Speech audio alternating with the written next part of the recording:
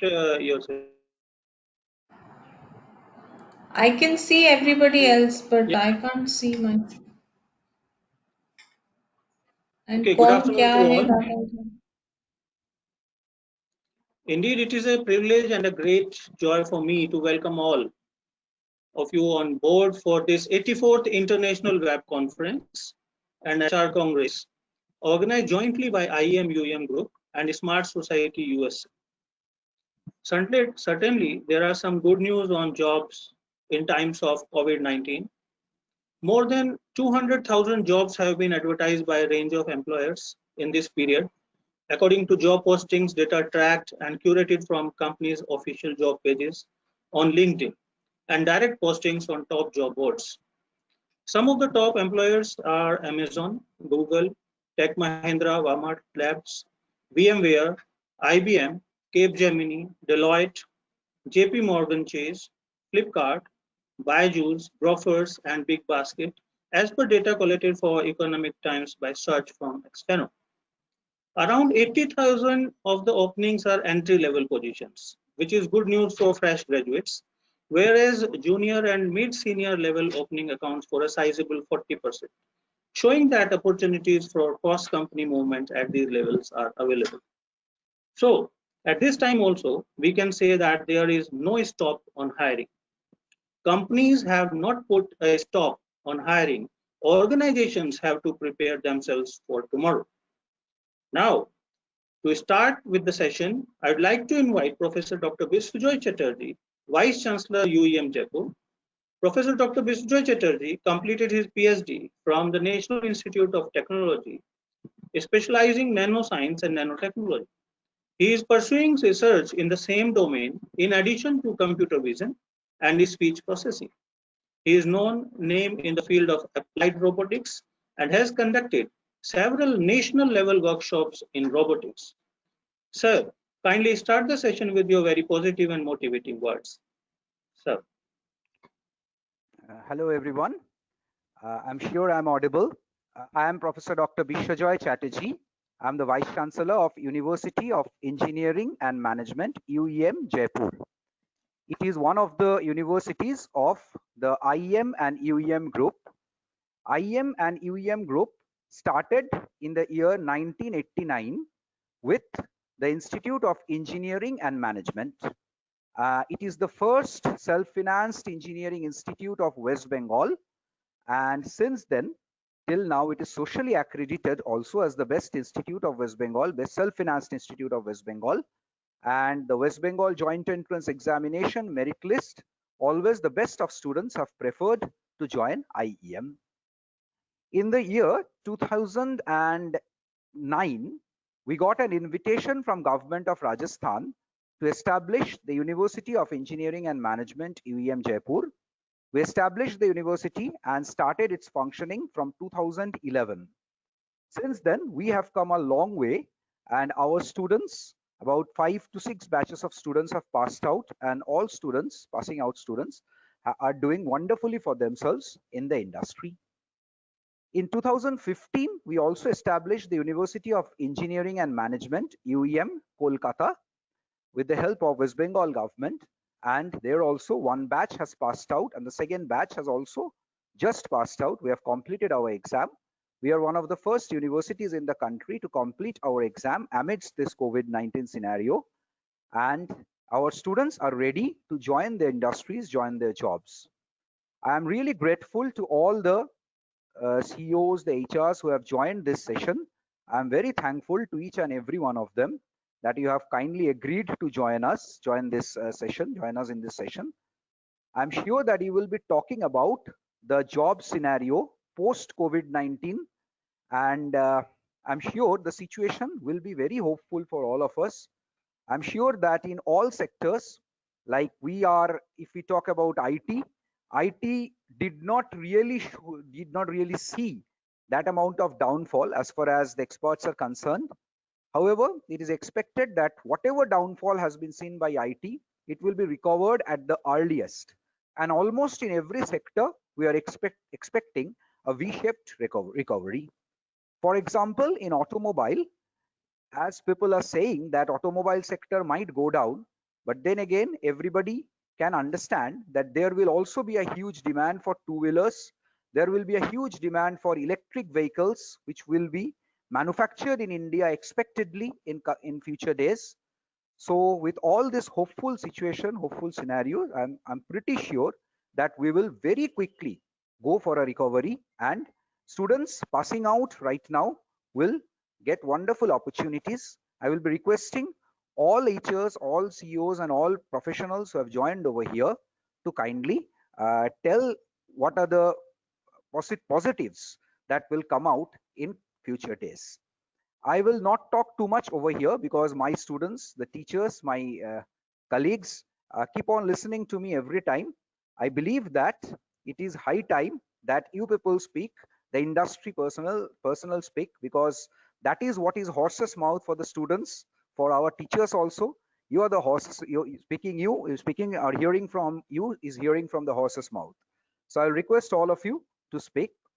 Thank you so much. Thank you, Professor Sharma. I'm sure that you will continue with this session, and all the respected professionals who have joined will actually be very, very helpful. Their speeches will be very, very helpful for all of us. Thank you. Thank you so much. Thank you, Vijay sir. Thank you. Thanks a lot. On behalf of IEM UEM Group, now I would like to invite Mr. Malcolm Louth, Director, Sirius Lynx Limited, London, UK, for his keynote address for this conference. Mr. Malcolm Louth is very experienced in restructuring of every format and style, from small to large, from simple to complex, in corporations and LLPs. He has extensive employee relation experience, undertaken significant cost reduction efforts, whether they are temporary or transformative and permanent in nature, led engagement strategies during times of crisis to ensure critical resources and are engaged and retained, operated safe hands HR leadership, where existing teams require someone to come and support them in business changes as usual. Extensive experience in merger, acquisition, demerger, disposals, including emergency activities. Mr. Malcolm, I request you to kindly enlighten us with your words, please.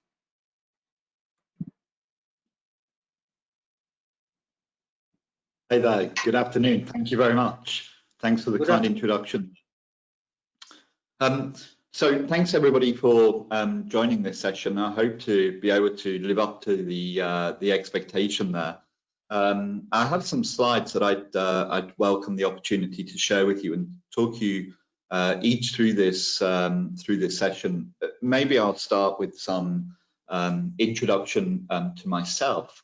Whilst trying to bring them slides up to the screen.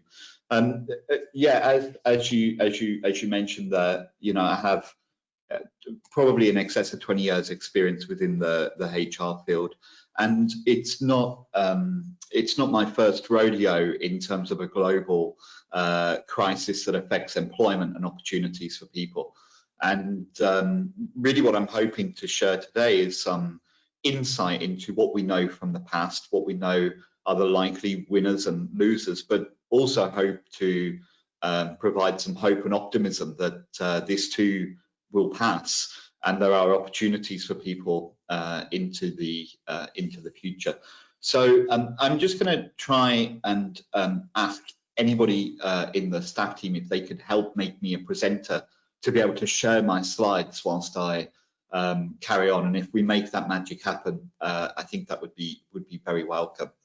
From my personal kind of career in HR, but for the last 8 or so years, very strongly within the engineering sector, having worked for global engineering companies across the world. One of the perspectives that I personally bring to the situation is that I'm reminded of the kind of mantra that we only really understand what we're made of when we're stressed. And for sure, we are absolutely, oh, thank you. Somebody has helped me with the sharing of the screen. For sure, we are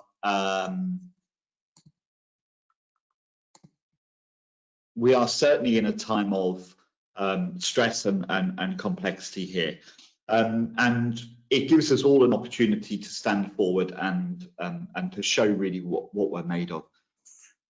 Companies and people, and specifically individuals that embrace challenging situations, typically are the people that thrive and find a way forward.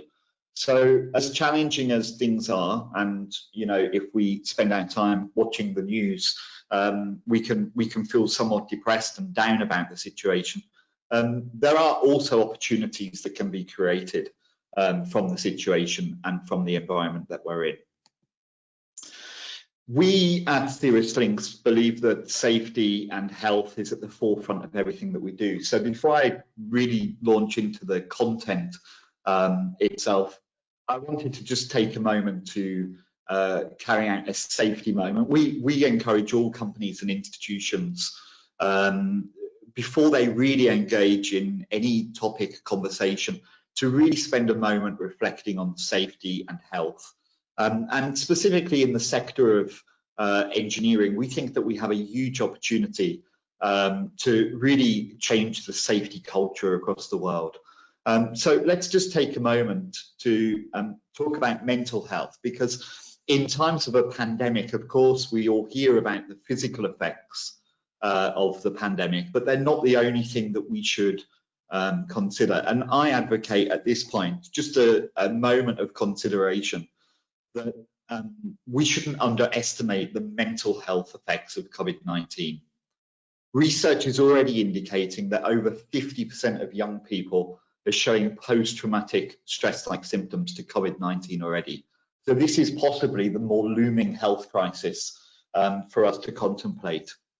And in times like this, I just advocate to everybody participating in this session that we shouldn't be afraid to engage with people and to offer our support and help, and understand that there are long-term effects of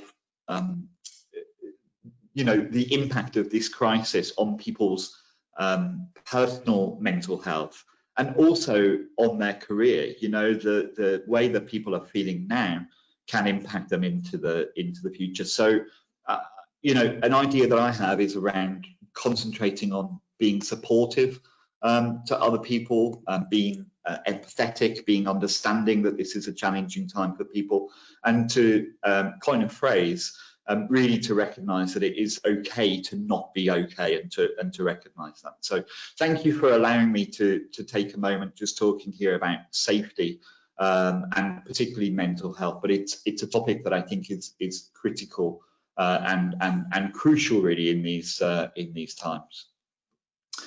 So we know that we're in a situation that no one alive has experienced before.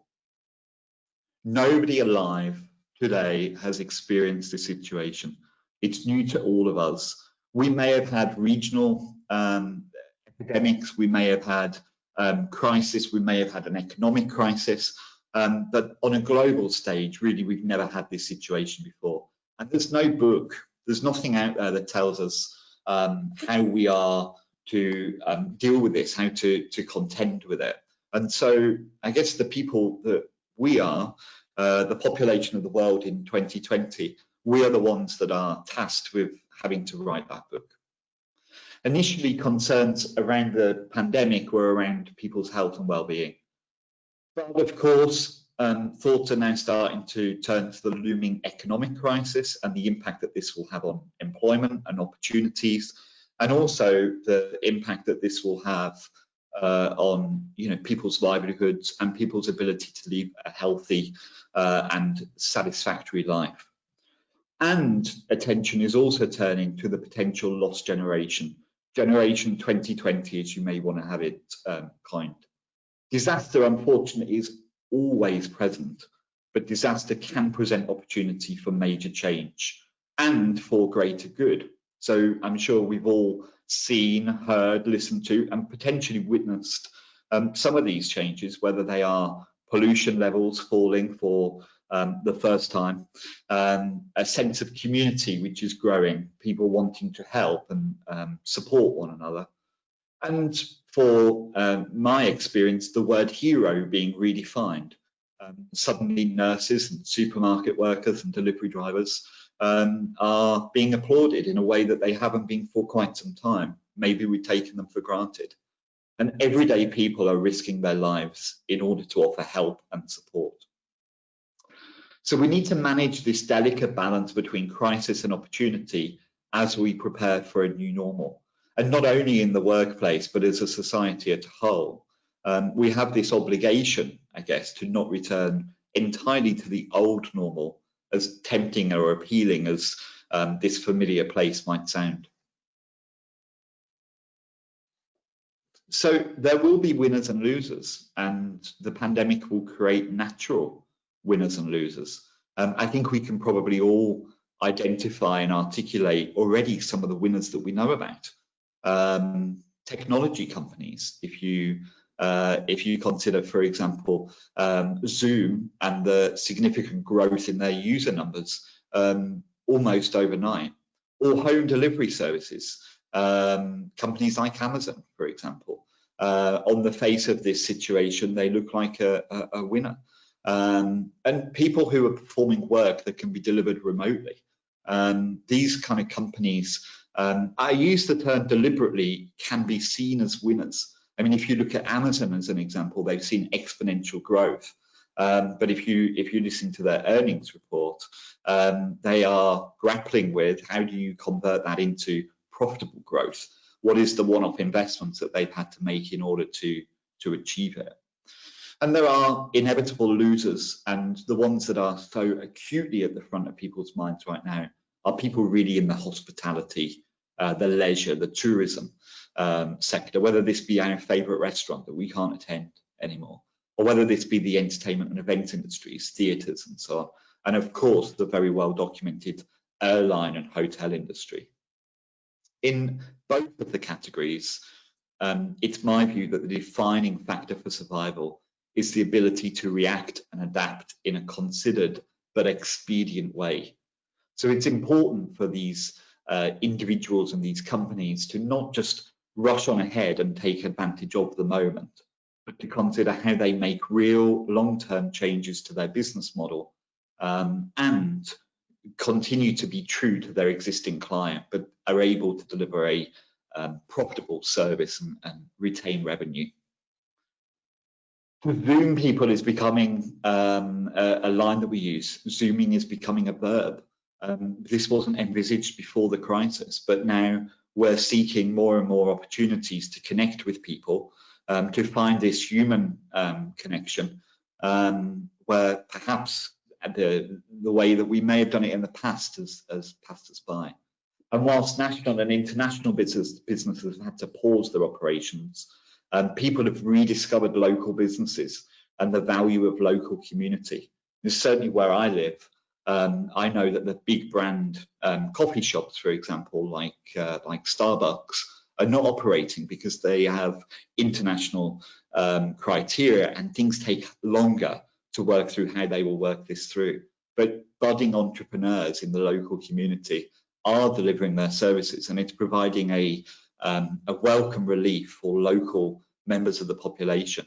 And maybe after the immediate crisis has passed, maybe we'll return to a point where we do value perhaps more local community in a way that perhaps we'd forgotten. And the challenge here is to find a balance where all of the population and all of the businesses, large and small, are able to deliver in a safe way the services that are sought after by the population, who really are seeking comfort and reassurance at this point. And all of these consumer trends have a major impact on the trends in the workplace and the way that employees feel and the expectations that people have about work now and in the future. So Cirrus Lynx have got a very burdensome consideration going on, which is that we believe that there are significant casualties to be had of the crisis, and we are concerned about a potential cancelled generation. Really, this being the population of 18 to 25-year-olds. We've seen in previous crises, in previous recessions, we've seen that when investment is lost and when things go on pause, people that are at the beginning of their career and should be flourishing are the people who take hard knocks. And so we are concerned about the impact of this crisis on that population. In simple terms, graduations, parties, overseas trips, the internships that have been sought after, and the first jobs that have been hard won have in some ways been swept away by the virus. So whilst we see the likelihood of a potential V-shaped recovery, and we've seen previous recoveries, we know that people who get shaken from the tree in this hardship can find it difficult to return. So the task that we have is to ensure that as many people are in the safety zone as possible, and that people are considering now, immediately, what are they going to do in order to be in the best possible shape for the recovery. And we think that the 18 to 25-year-olds are a population that will be acutely affected and need to take acute steps to ensure that they are, they are safe and in a place of safety. Also, of course, the financial burden placed upon nations will be passed on to this cohort, and they will also suffer the socio-economic blight for decades. So with governments having to take borrowing to record levels in order to sustain the here and now, we know that things like taxation, we know that things like investment will have to be adjusted in future. And therefore the responsibility of the young professionals, if you like, is going to be incredibly high. So the people that are going to potentially struggle in the here and now most are also the people that are going to have the greatest impact on the future ability for us to adapt, change and thrive, and to bring goodness to the world. There are also people, as I say, these are the people whom we're going to turn to bring about the change. And this will be through a whole range of approaches, whether that be about spearheading entrepreneurialism, the people out there that see an opportunity to exist, whether it be through people who believe that the political agenda needs to change, and being the individual that feels that they can do that, or holding the people in power to account, or choosing to value success against a post-COVID-19 criteria. Do the things that we considered to be important previously matter in the same way going forward? What focus do we put on health over wealth, as an example? So we look to the lost generation to help lead us through this, and their contributions now will have a disproportionately significant effect on the future landscape.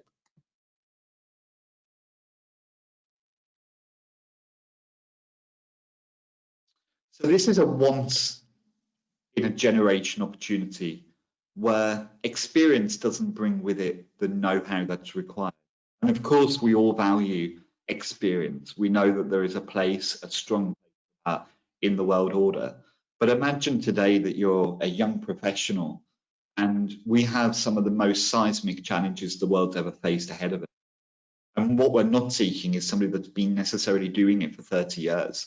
We're looking for the young professional generation who have the same level of experience about this crisis to bring their own unique perspectives, to bring their solutions, and to be committed to driving a change that will enable us to survive and to thrive.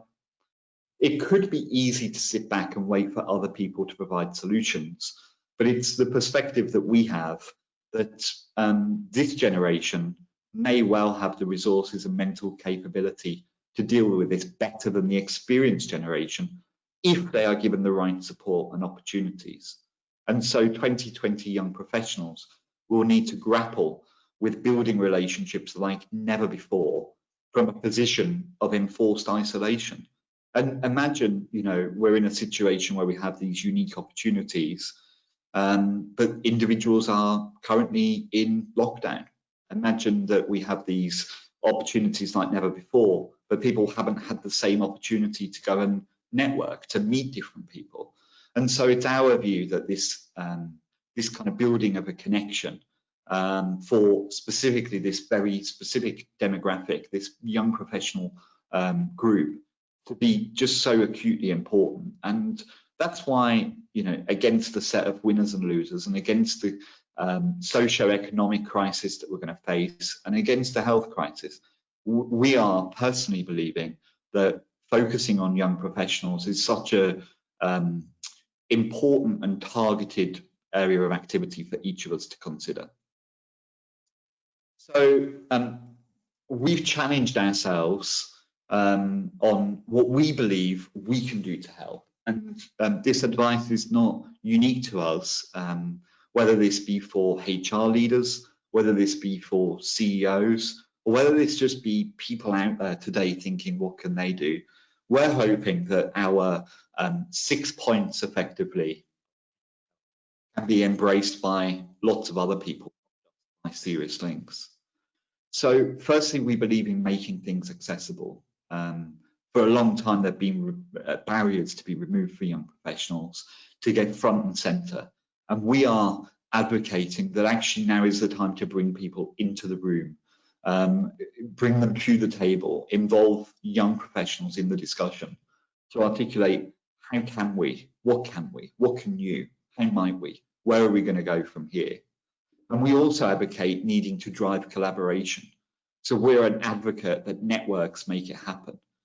We believe that we need to push the boundaries, developing new connections to deliver innovative opportunities. And we believe new careers need to be created. So I was so pleased to hear about the long list of companies that are continuing to hire, and it's so good to see that. We need to ensure that young professionals have the opportunity to forge new careers and that things don't go on hold at this point in doing so. So even the people that are in the workplace need to have help developing them careers. Getting a job is one thing. Having somebody help you, maybe through reverse mentoring or sharing opportunities, coaching, and being a helping hand, sharing experiences, all of these things are going to be critically important. And being truly supportive, not just offering false support, but really helping to tackle specific needs and pushing conversations as to how to help 2 and 3 layers deep, asking whether people are okay and not just accepting a yes, asking people what help might they require, and then prompting that to really be able to fulfill it. We also believe the real world is important. So we know that we are in the midst of a very online world. We celebrate the fact that we're able to meet virtually. We celebrate that, for example, this conference, so many people can get together and discuss such important topics. But we believe that the real world matters too. And we will need to return to the real world. We'll need to find our balance. We'll need to find a way of mixing in a time when we're concerned about things like social distancing. So at Serious Things, we are very much focused on considering how are we going to return to quality networking events? How are we going to create human interaction between people? And as I've already mentioned, we advocate the solutions being led by young professionals. It can't be the case in our view that young professionals are told how things should be based on old world norms. So we want young professionals to be in the driving seat when it comes to their own efforts. So, you know, I guess against this backdrop and against you considering what we believe are our 6 key areas to consider, maybe there's an opportunity here to take a moment of reflection. So many people attending this this wonderful, and if each of you would just pause briefly and consider how will you emerge from the pandemic, and this doesn't just limit itself to if you're a young professional, how will you emerge from the pandemic? If you're the leader of a business, if you're a professor, if you're an educator, if you're working in the hospitality sector, if you're an auntie or an uncle or a brother or sister, when this pandemic finishes, how are you going to be able to reflect on what you did to create opportunity? How are you going to reflect on how you helped people to feel comfort? What are you going to do to encourage somebody that has a spark of an idea that could change something or create a new product? What are you going to do to help the person that's concerned about their career? And it's easy for us to think about emerging from the pandemic at the end. But really my question is about right now. What are you going to do right now to help people that have this idea? What are you going to do right now to ensure that the people around you have a career opportunity or a learning experience that will help us to emerge from the pandemic in the strongest way? And I say us in the sense of population, but I also say us in the sense of individuals, with a life still ahead of us, with a need for us to find out fulfillment. So at Serious Lynx, we've been reflecting ourselves. We took this moment, and really we are a young organisation founded directly as a result of the corona COVID-19 pandemic. Our reflections are that we need to take action. We need to do something to help people. And so we defined that we would be the premier network for young professionals now and into the future. And we would help people to tackle these crises, to emerge from the other side, and to help young professionals establish a network, to be part of a strong network, and effectively help our members hunt down the opportunities that will be the most game-changing, to really help them step aside from old-fashioned members clubs, and to help them build winning networks, which we think are so critically important at this time. We want to try and help pivot the fortunes of our members by really building serious connections, creating connections which create opportunities for accelerated success. And at the moment, we are simply trying to reach out to young professionals and opportunity makers in order to build a network and share these opportunities, to share some inspiration, and to help people identify skills developments in the workplace, identify career opportunities and so on.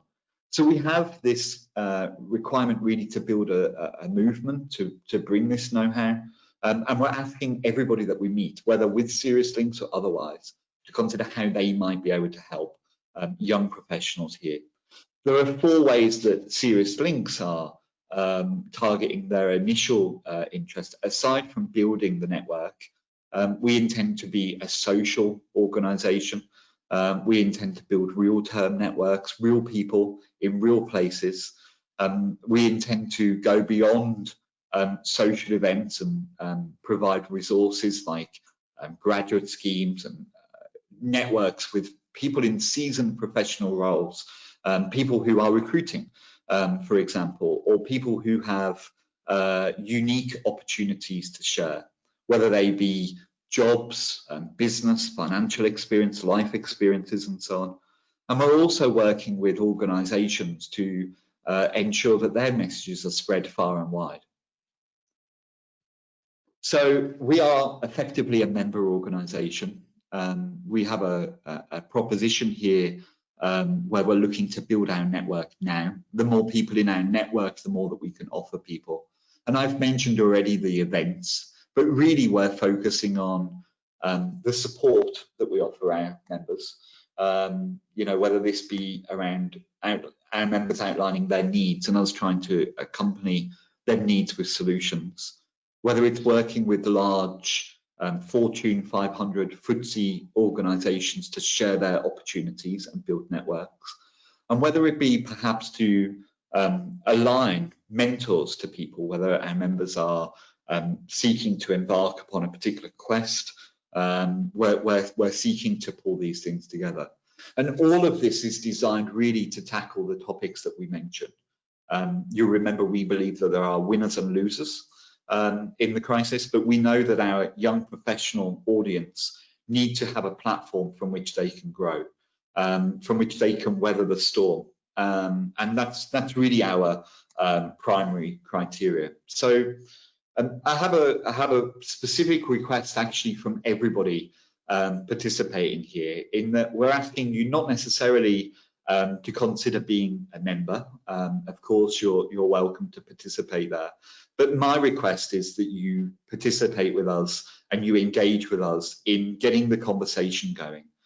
We're looking to make real connections. That's what we do. That's what we exist for. And we're looking for these real connections to exist in the real world. And we're also looking for them to exist through social interaction and social dialogue. So please, I would ask you to consider following us in our LinkedIn, Twitter and Instagram platforms, but moreover in engaging with the conversation. I would personally really enjoy the opportunity to hear about the challenges that you believe are being faced either individually or by young professionals, and also about the innovative solutions that you've come across in order that we can share them far and wide. A great example of that would be to connect with us on our social media platform, where we are, we're looking for your comments and your posts and your interaction. So I hope that the information that I've been able to share with you has been of interest and is useful. I am an optimist. I believe that we have a really significantly challenging landscape, but with the capability of the young talent that exists in the world, I believe that we can make a huge difference, and we can embark upon finding opportunities in the face of this adversity. Thanks ever so much for listening to this session. I will turn over now to the organisers to either take us on to the next session, or if they wish, I'd be happy to take any questions.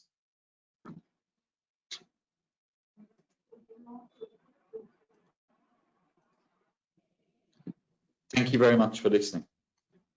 Yeah, thanks a lot, sir. Thanks a lot for your views and excellent discussion on this topic, and especially for your comments on the mental health issues and disaster can present opportunities. That's the great message. And we need to manage the balance between crisis and opportunity. That's a great message, sir. Thanks a lot. I'll request you, sir, if you can see the question pan over there, and if you can answer some of the questions are available there.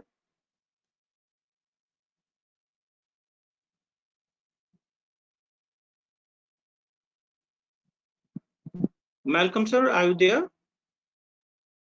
Oh, I'm still here, but could you guide me again here, please? Okay, I'm trying to give some questions.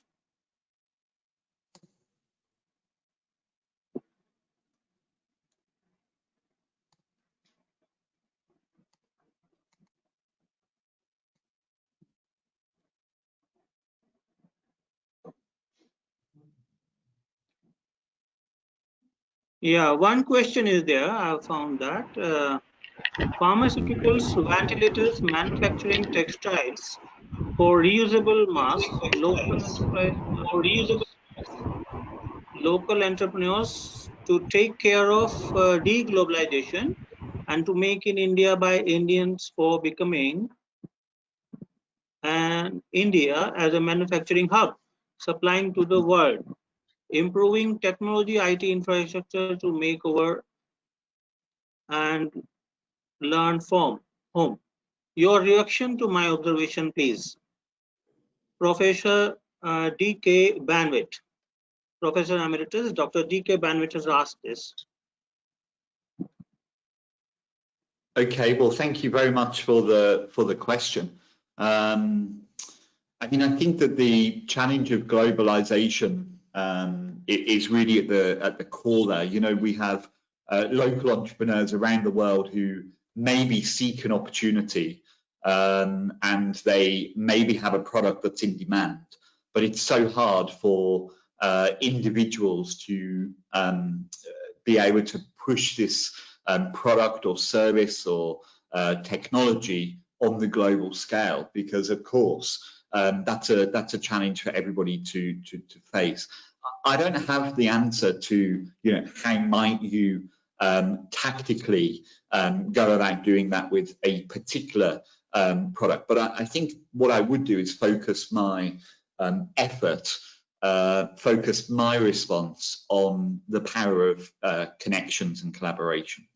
So I know full well from my from my years of experience in technical engineering organizations that the kind of tier 3, tier 4 supply chain are best equipped when they are partnering with people further up the supply chain. So maybe it's not possible for you to directly provide your product or service to the ultimate client or customer, but it should be possible for you to get your product in front of other people that may have it in front of their customer. And therefore, trying to be realistic about the networks that you can create, I think, is very important. If you wish to, I don't know, provide your service as an individual entrepreneur to a tier 1 buyer, that's probably a very difficult relationship to build. But if you're able to provide your product to somebody further down the supply chain who can ultimately provide it, you might feel disappointed about that, but it gives you the same aim. And over the years, I've seen many tier 4 suppliers become a tier 3, and then become a tier 2, and then become a tier 1. So my answer maybe doesn't acutely answer your question, but what I'm saying is really the value of a network and finding the right connection for you is really where I would focus your efforts. And thank you for the question. Thanks a lot, sir. Many of the participants have given very good remarks for the presentation. One participant is asking very interesting session, sir. Attrition seems to be a main solution, followed by all companies, whether it is pandemic, recession, or day-to-day business problem. In light of these, how do you foresee future employment arena from the perspective of an employee? Yeah, I mean, my opinion on this is fairly firm. From the perspective of an employee, I think we have a conundrum. We have really two aspects that contradict one another. On one side, I think opportunities are going to be harder to come across. I think in the short term, opportunities are going to be in short demand, and I think people are going to seek to work hard to have opportunities realized. Conversely, I think that we have freedom as another agenda item. I believe that the employees, for example, that are today experiencing working from home, which is mandatory because of lockdown, for example, these employees are now getting used to this experience, and maybe before their manager or the employer would think, well, no, this isn't possible. I think when we re-emerge and we have this uptick in the economy, and suddenly it's the case that we are searching for talented employees, I think the employees are going to start to have an expectation of freedom, maybe that they didn't have before, giving people more choice, giving people the opportunity to do things in a way that they know can now work, but were previously told they couldn't. So I think we have this unique arrangement where opportunity is going to be harder to come by in the short term, but when the green shoots return, our employees are likely to be more demanding of the freedom that they've enjoyed during this process. And I think that managers are going to have some skills development in how you manage people who have this new demand. I hope that answers your question. Thank you. Thank you, sir. Thank you. Thank you. I hope the participant Geeta PC has received the answer. One or two more questions, sir, I'll like to take. Mudassar Ali Ansari is asking, sir, how AI will help in cyber security? Okay, well, I mean, cybersecurity is far from my my strong point. I have to be honest, but I think that when it comes to AI, there's been so much talked about in the news around the kind of future of work, the future of employment, the future of jobs, and how AI will eliminate work for people. But my own personal opinion here is that this isn't like a moment where we'll wake up and one day everything will be different. I think we all today are interacting with AI, whether we know it or we don't. It's already here. People talk about, you know, the robots will take over our job, but this is just not really true.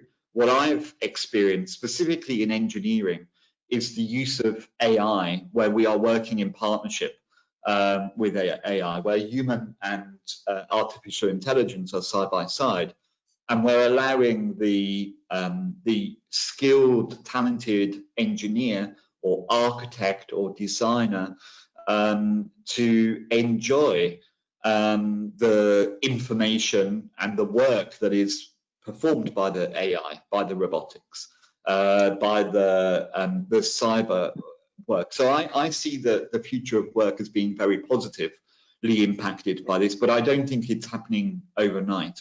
You asked me specifically about cyber. This is probably not something that I have a particularly acute understanding or view on. Okay, so thank you. Sir, I'm adding two questions. One asked by Abhijit Kargupta. He is asking what will be the future of global business? And in addition to this, one question I have from Tithi Mukherjee. Is this a right time for young professional to engage in some further studies in their field or continue to look out for jobs? These are two questions. Good questions, thank you. I touched on the global versus local. I mean, there is some predictions out there around, you know, will the world change to the point that globalization will be rewound and so on. I personally don't believe that. You know, I believe in the power of connection. I've talked a lot about networks and connections. I believe in the power of or the strength of unity, to be very honest. And I think the world benefits when we're sharing skills, intelligence, experiences, cultures, and opportunities as far and wide as we possibly can. So I personally believe globalization is a strength that will not disappear. But I do believe that, as I mentioned earlier, that people are valuing a bespoke, localized arrangement. I think people are seeing a premium on localization, and they are seeing value in a product that's been designed, configured, and presented to them to suit their needs more and more, rather than, for example, something being, I don't know, we produced 1 billion of these and the same thing applies to everybody. I might have a different view about things like the iPhone, obviously, but, you know, principally, I think that we see a greater requirement for customization and localization. Is it a good time for young professionals to continue to kind of develop skills and maybe trainings and education and so on? I mean, I personally have the view that it's always a good time to continue to seek training and skills, whatever your age and wherever you are. And certainly in the time of crisis, me and my family, we find that we have more time available than we used to because no commuting to the office and so on. And yes, we've certainly taken the opportunity to do some learning, take the advantage of this because it will help us into the future. I advocate that that's a good thing.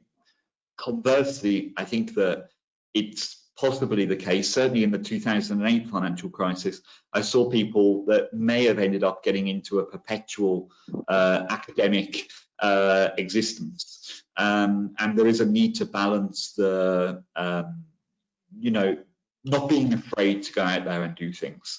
So my opinion and my advice is to go and seek opportunities now.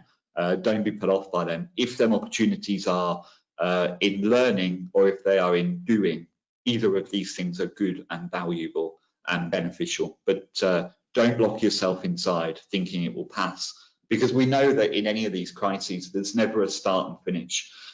They overlap. We move from, you know, one challenging situation to another. This one may be particularly strong.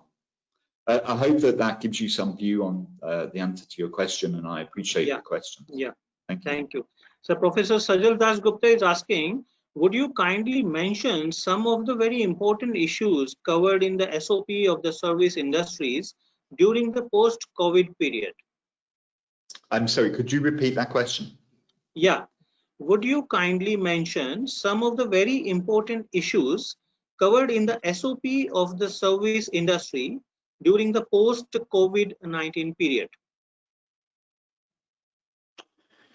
Yeah, okay. Well, I mean, in my opinion, probably resource of technically and behaviorally skilled individuals is possibly the biggest challenge that I can understand. So even though I believe that there will be resources available, having them adequately skilled and in the right frame of mind to be able to deliver the services that are needed to have people that are not stressed, for example, and are able to be creative is going to be such an important topic at this point. Okay. Akash Kumar is asking, are the jobs going to be lesser than it used to be earlier? What skills do we need to be placed in this extreme pandemic situation? Yeah, no, I mean, in my opinion, the requirement for the world to have fine leadership, fine management, fine engineering skills, this isn't going to go away. You know, we've been in a long-term run to basically not having enough skilled people in the world to solve the challenges that we face. So I don't think that we're going to find that these skills suddenly are any less essential, in my opinion. If you think about things like food security, if you think about things like farming and agriculture and the engineering solutions, if you think about transportation, or if you think about the buildings that we're going to require, the hospitals, the clinics, the vaccines are going to need to be created. All of these are amplified requirements, and I don't think anything that we've been working on until now suddenly disappears. But may I say, I believe the technical capability is only able to be truly harnessed when it's matched by behavioral capability. So the softer skills, the emotional intelligence, considering how might you communicate with people in a different way in the future, considering what kind of skills are required in order to collaborate with one another, whether that be via distance or whether that be, you know, in person. Considering, for example, things like resilience, because we know that we're all likely on an emotional curve, where one moment we're hugely optimistic about what can be done, and the next we're anxious and stressed about the challenges that we're facing. Being able to find ways of coping with these things, the emotional side, the behavioral side of that challenge, I think are the skills that are going to set people apart. So for good advice on this, for example, if you go on LinkedIn, for example, at the moment, LinkedIn are operating free learning, and they are helping people consider how to respond to frustration. And I think that these things, whilst they may perhaps to some of the attendees here feel less relevant right now, I would argue that they are very relevant. And in a time when maybe there are fewer opportunities for people in the short term, the people that will thrive are the ones that can work well with other people, the ones who maybe don't become angry in a complicated situation, or the people who reach out and extend a hand of friendship. So in my opinion, the technical skills are not going to change, but the behavioral skills are in much more focus right now. Having a network of people is in acute focus right now, and being able to collaborate with people that are different to you is very important right now. Thank you. I hope that answers your question. Thank you, sir. Yes, sir. Yes, sir. So one more question there. Atul Prakash is asking, is the option work from home beneficial for both the companies and the employees in the long run? Yeah. Well, the simple answer has to be yes. Yeah. But in my opinion, in moderation and with balance. So I talked earlier about freedom. You know, I talked that freedom, I think, is something that people are going to demand more of.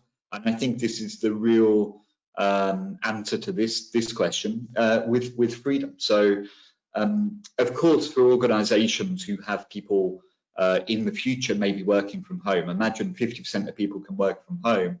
I think that I think this is going to make a massive saving on things like real estate costs.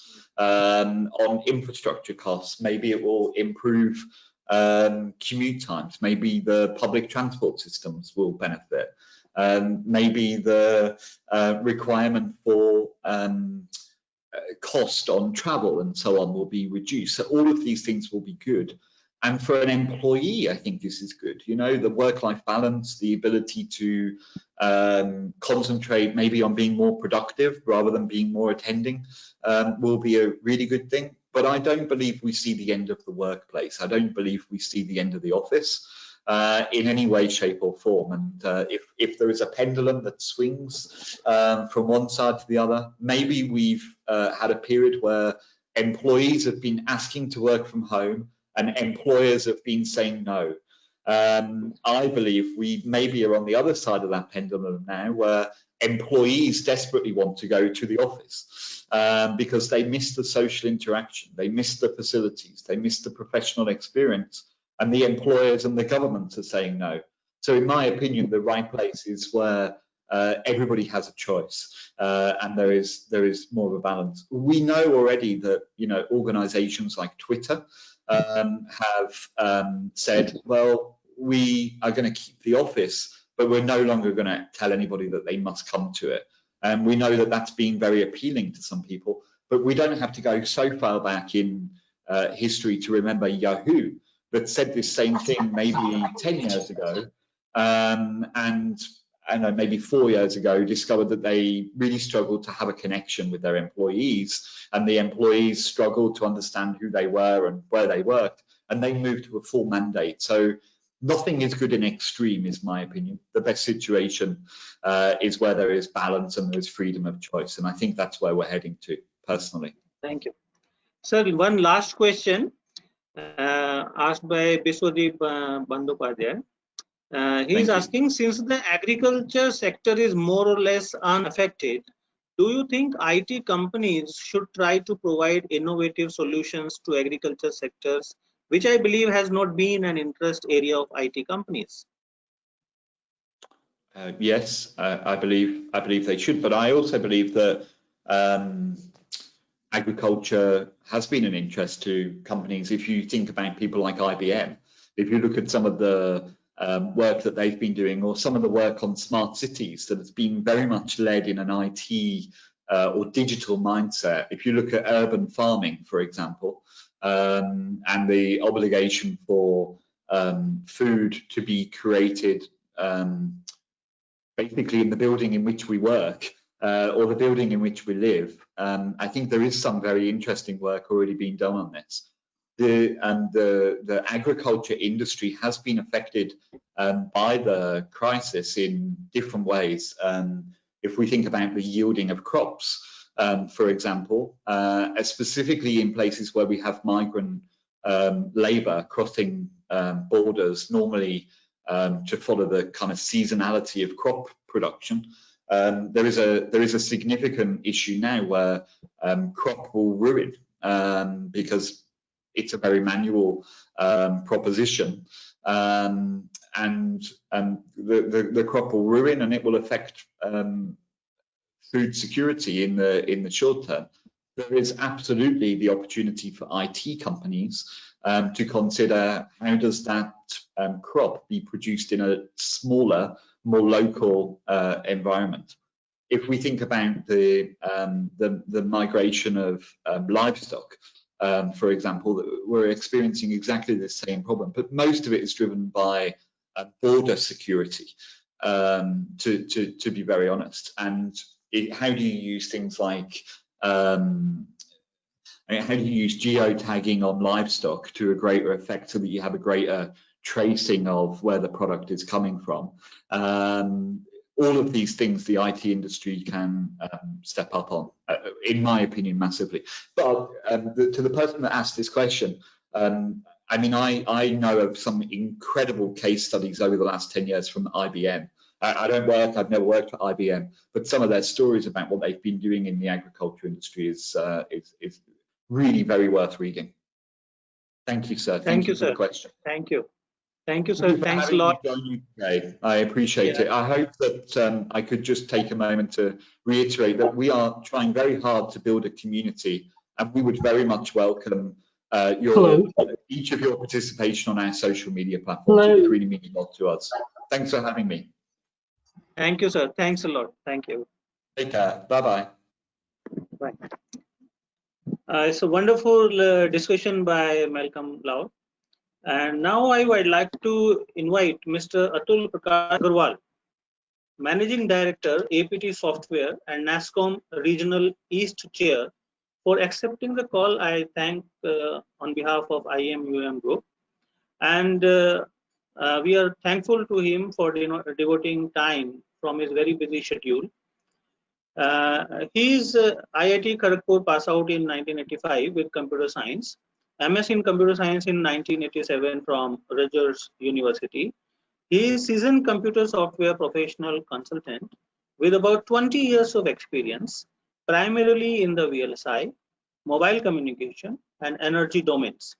He has worked with many international clients in US, Europe, and Japan in outsourced software development. As a result, he understands the intricacies of outsourced projects in great detail. He has interest in specialties like international software projects, consulting, energy, WIT, SML, prod, DML, multi-speak, mobile communications, 3GPP, SIP, and all. Now over to you, Mr. Atul. Kindly provide us the insights into the present topic, new and emerging model of employee-employer engagement in the IT industry. Please, sir.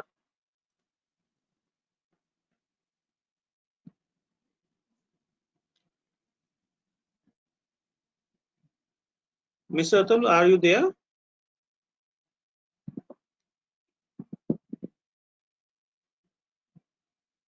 Mr. Atul seems to be offline. So can we proceed with the panel discussion? Maybe after that, yes, sir, yes. If we can be connected again. Okay. So I think we can have the discussion with Mr. Atul later in the later half of the session. Now I'd like to invite Ms. Aparna Sharma, Senior HR Leader, Motivational Speaker, Surya Consulting. She is HR practitioner, board member, academicians, best-selling author, and motivational speaker. I'm just trying to have a very small light on her very good profile. After completing her post-graduation in personal management and industrial relations from Tata Institute of Social Sciences, Mumbai, Aparna made her foray into the corporate world through NOSIL and moved into different roles in the HR function in organizations like Monsanto, Novartis, UCB, Deutsche Bank, Lafarge, and Greaves Cotton.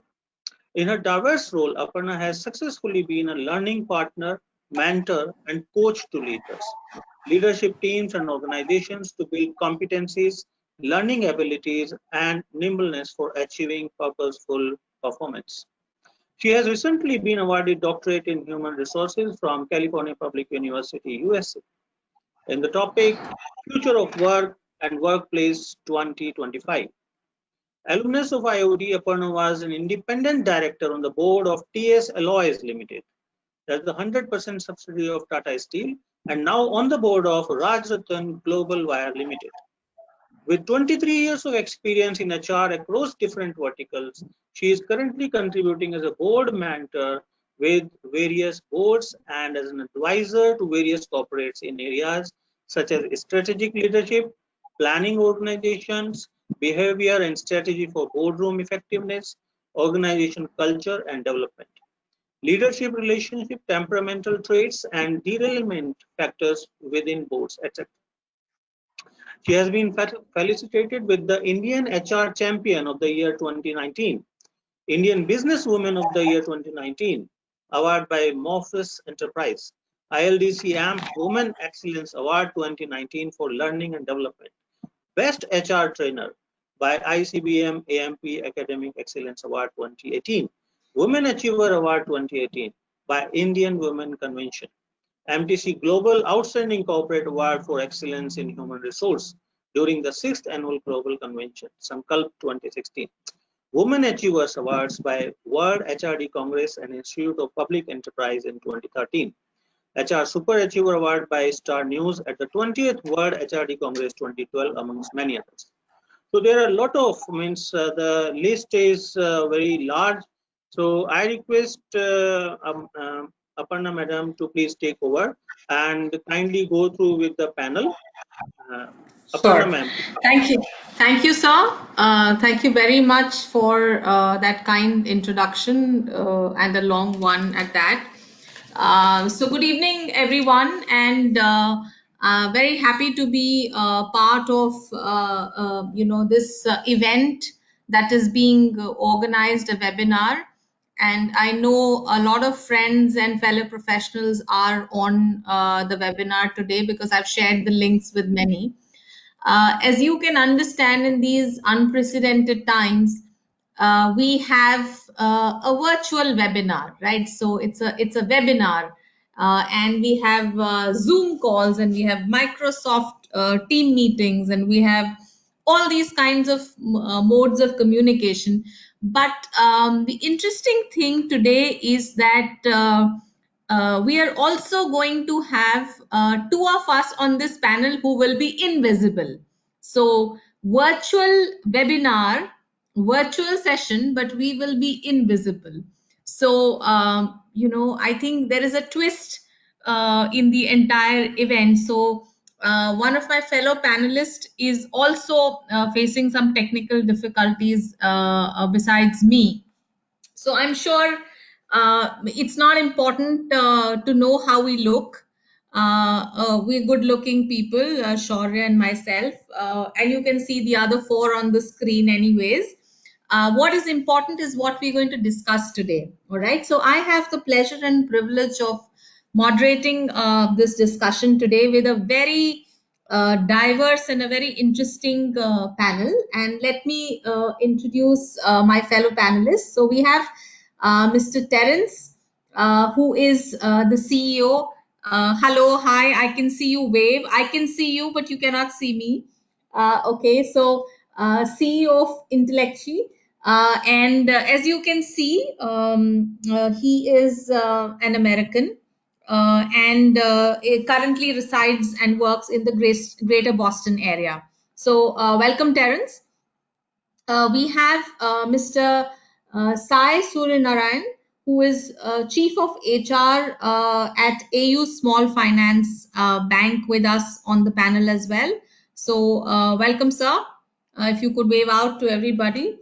Like I said, we also have, yes, I can see you and waving back at you. We have Mr. Shaurya, my partner in invisible partner in crime. And we were just discussing on the side if we should reconnect because we thought we will lose this connection as well. So Shaurya, you can be heard. I think you're unmuted. Shaurya is the CHRO, Chief Human Resources Officer of Aptech. So you want to say hello to everyone, Shaurya? Sure. Thank you, Aparna. Hi, everyone. I figured out the issue. The camera says version 10.8 and the microphone says version 10.9.1. So, I said, let me not try to sort it out now. Otherwise, I'll get logged off and the system reboot and all. So the voice is enough, I hope. Right, Aparna? Yeah, absolutely. You sound very, very impactful even on the phone. I'm sure everybody's seen your photo on the poster and they know how you look. Thank you. Thank you All for right. that. Yeah. All right. And we then have the next panelist, Mr. Arvind, who is the CEO and a coach at Sesco Consulting. Hello, Mr. Arvind. Hi. Hi. Good to Yeah. be here. Hello. I can see you and I'm waving back at you. And of course, we have, Kriti, okay? Kriti, who you can see on the screen.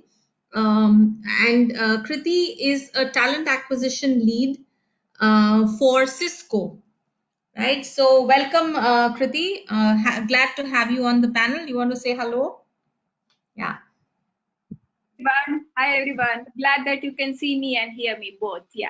Yeah, so the interesting thing is I don't know, Terence, you may not have seen, I'm sure a lot of people in India know the movie Mr. India. Mr. India, the Anil Kapoor starrer. And Terence, if you've not seen it, this is one thing that you should watch with English subtitles. All right, Mr. India, Anil Kapoor. So that's what happens.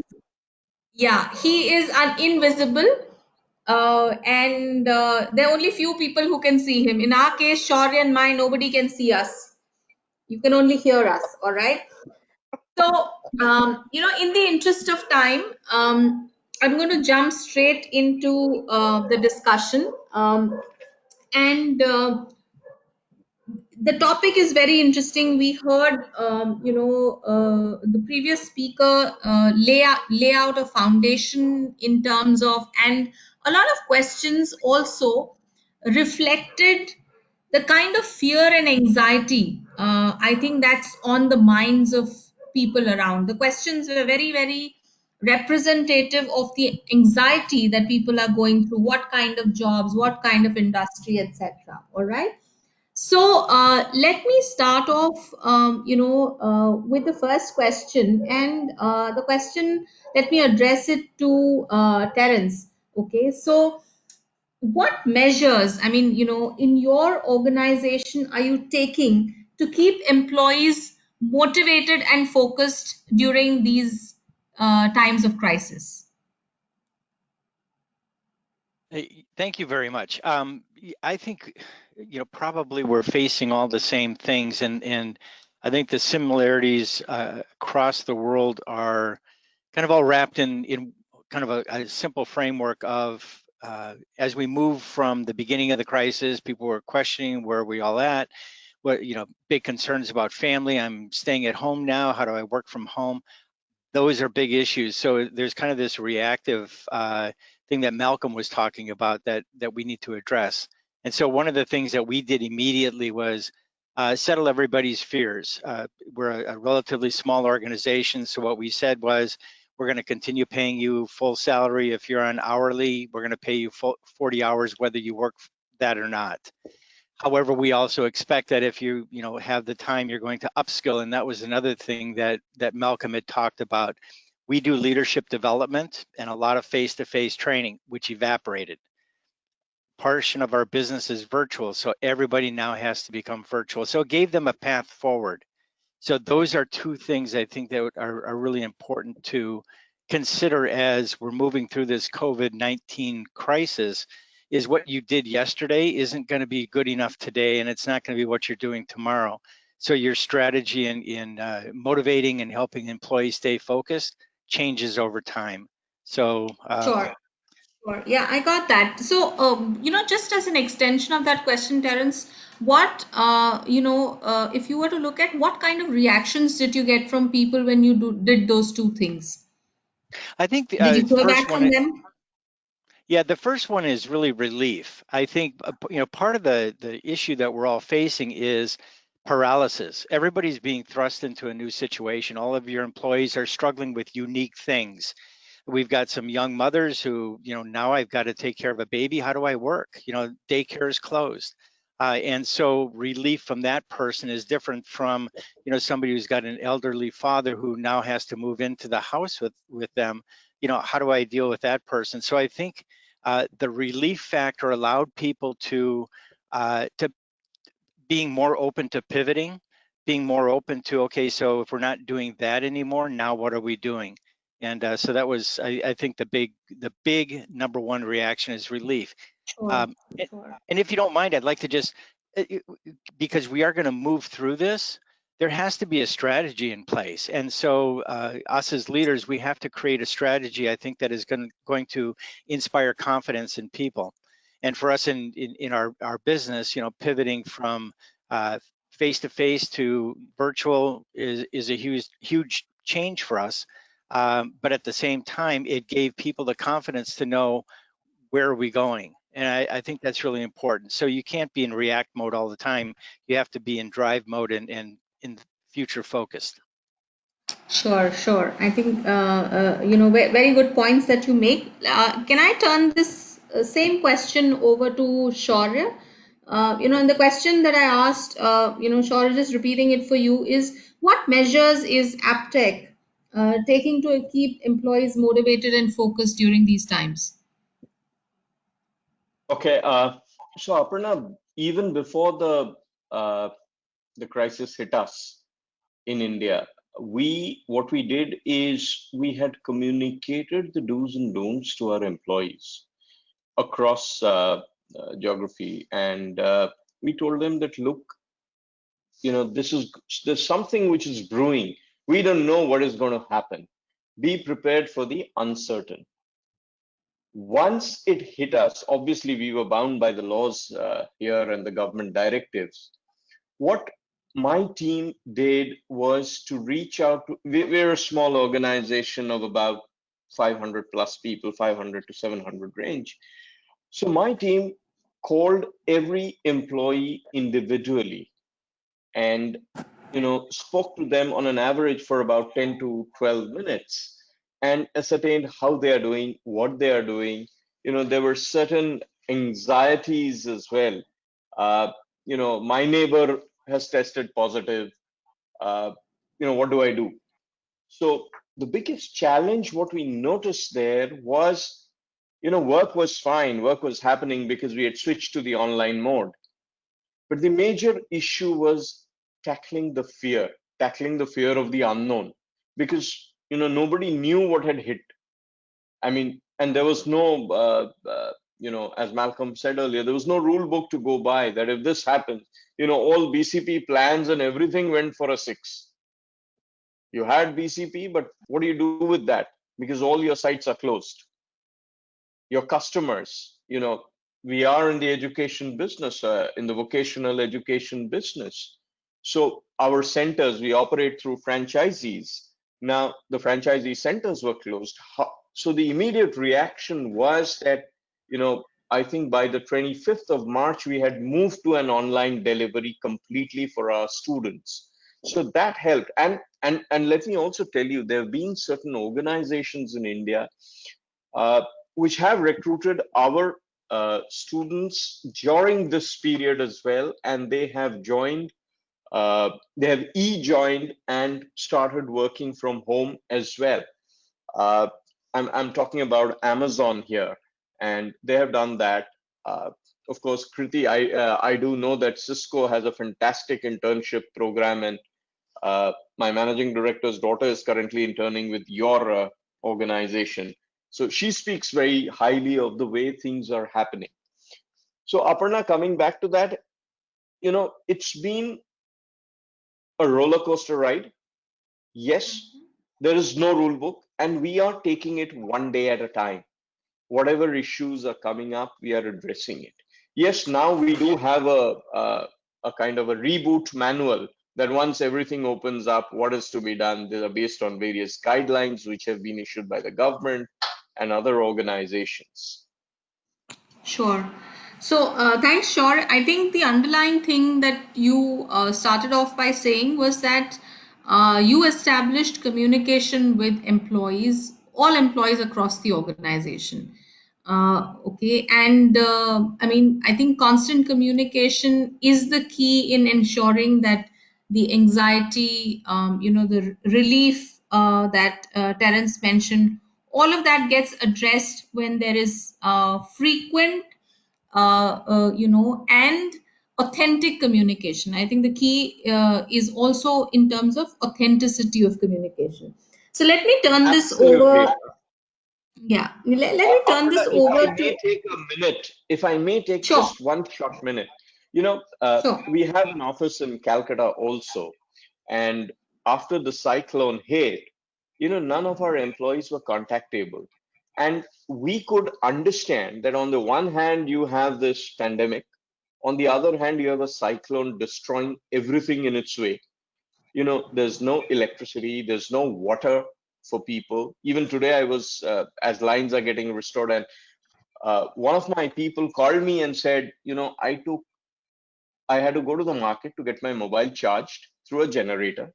For 10 minutes he charged 10 rupees, and I could just get it up and talk to you.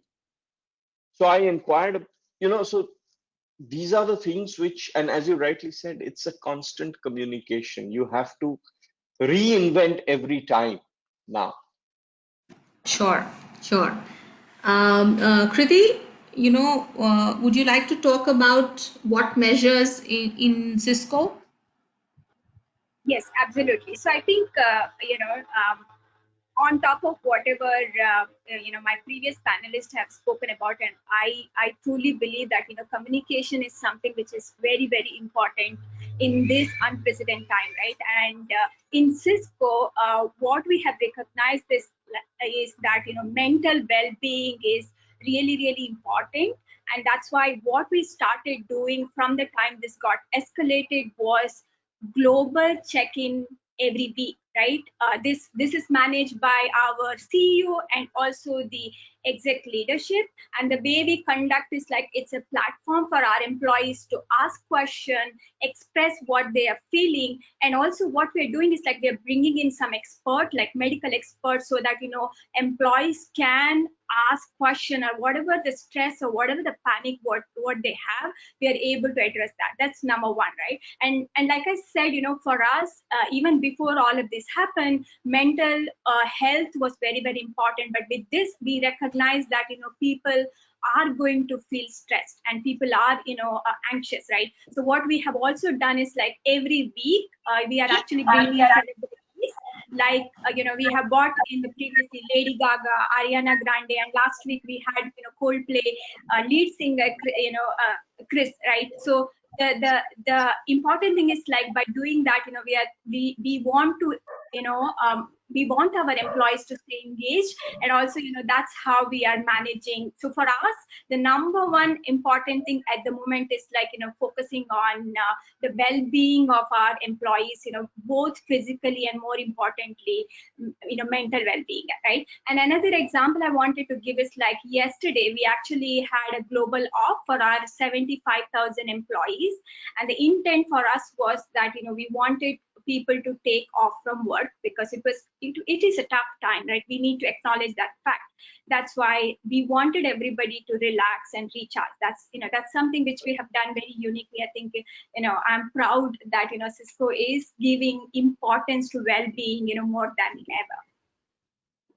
Right. Thanks. So yeah, I was reading about it, and interestingly, organizations are thinking about giving a holiday from work from home. So so that you have to work at home and complete the household chores, but you don't have to work from home for the organization. So I know organizations like Citibank and Google and a few others besides Cisco sort of did that yesterday globally. So interesting, thing that you mentioned with respect to mental well-being. Also, one of the things that is happening, and I'm sure everybody on this panel will agree that there is a webinar fatigue also that's setting in. I think the number of webinars and number of discussions virtually that are happening probably have never ever happened before. Again, because it's a first, of its kind. So that fatigue, how do people deal with that? So I was also hearing some organizations talk about you keep having meetings on Zoom, etc.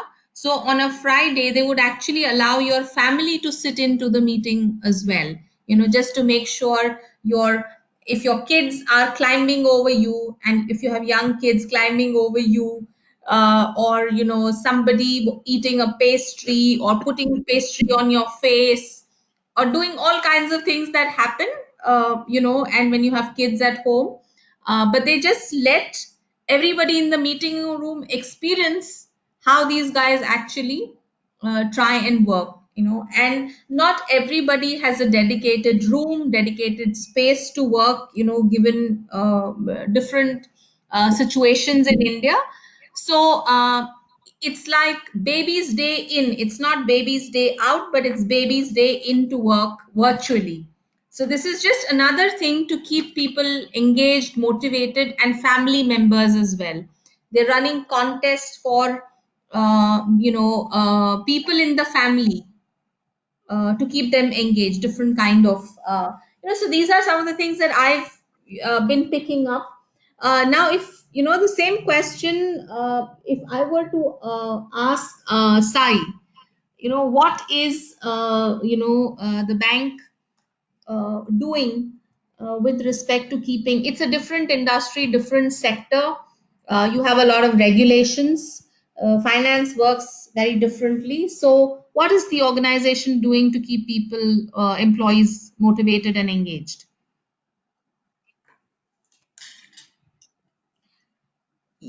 So thank you, Aparna, and it's a privilege to be here amidst all of you people.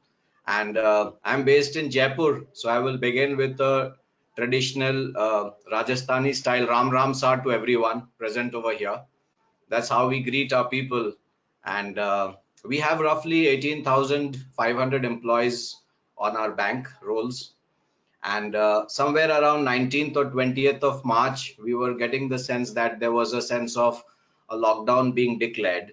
We didn't know the duration, but we essentially focused on a few key aspects, three to be precise. One is in terms of how do we set the narrative from the HR perspective to reach out to all the employees. The narrative would be in terms of focusing on the softer aspects like compassion, kindness, empathy. The other one was in terms of a business continuity, in terms of, we look towards doing a back of the envelope calculation for the March 21 balance sheet in terms of how the numbers would look like, how the people, how we need to be sustainable, how we need to be relevant. The third part of the narrative was to do more with less, in terms of nobody knew in terms of how long this would happen. No industry expert could predict, because everyone was in the same boat. We were in uncharted waters, and this phase actually taught us to be a lot more resilient in lot many ways, because of the tumultuous changes which were going on. And till the vaccine or the antidote is developed, I don't think anyone has any clue in terms of the road ahead, to either the recovery or the economic activity picking up. So these were the few things we did. We also set on a daily basis a communication platform with all our employees. We called it the HR advisory. We called some of the people. Banking came under the essential services, and almost all our branches, except for those containment areas, worked from 10 to 2, all the branches. At any point in time, out of these 18,500 employees, we had roughly about 2,800 who were present at any point in time, which means we were taking care of our customers, roughly 2.5 million customers we have. And we also launched a series of people who did extraordinary work, who went the extra mile. We called them the AUK Karamveer, and so on. This year is very special for AU Bank because it also coincides with our Silver Jubilee celebrations. It's our 25 years on 19th of April, exactly at the peak and the midst of the lockdown. And we also had these celebrations on a virtual mode with all our employees. We had about 4 webcasts where we led from HR, and we requested our MD and CEO, Sri Sanjay Agarwal ji, to also address all our employees. So that's the few baby steps we took. But most importantly, we made close to about 150 calls per day. All my HR team members, roughly 150 of them, made 100 to 150 calls per day to our employees to check in terms of if they are safe, if they needed any help. We also have a CSR wing through the AU Foundation, which predominantly took care of the underprivileged people, either in terms of the food, in terms of travel from one location to the other, if they had some symptoms, to take them to the doctor. We empaneled about 2 doctors who the employees could reach out to should they have any symptoms. We also had cases of employees who were stuck in one particular location where their base location was different. How do we really ensure we reach out to them through our guest house, etc.? So these were some of the softer aspects. Importantly, on the learning side, I think we never used or felt the need for MS Teams the way we used in the last 60 days, because maybe it's an overkill, most of us feel, but we really didn't know for the first 15-20 days what we need to do. But if this was to be the new way of life, I think we needed to be gearing ourselves well. We needed to teach our people on the product process, the software aspects. We did some of these programs on the etiquettes, groomings for the frontline sales team. And that's where we made them relevant to the scheme of things. And should this lockdown open as we anticipate, maybe by end of May, I think we are future ready. Most importantly, we have taught every of the employees that they need to look for the organization's sustainability. How do we look at the asset quality? And these were some of the aspects we put it very, very clearly to all our employees across the locations. Sure, thanks. So looks like a whole bunch of comprehensive things that you've talked about, right from the business to the people aspect as well as technology and making them future ready. So given all of this, just an extension to the question. So what is the current state of employees in the organization? Having done all of this, where do you think they are at? What are they saying? What's the pulse like?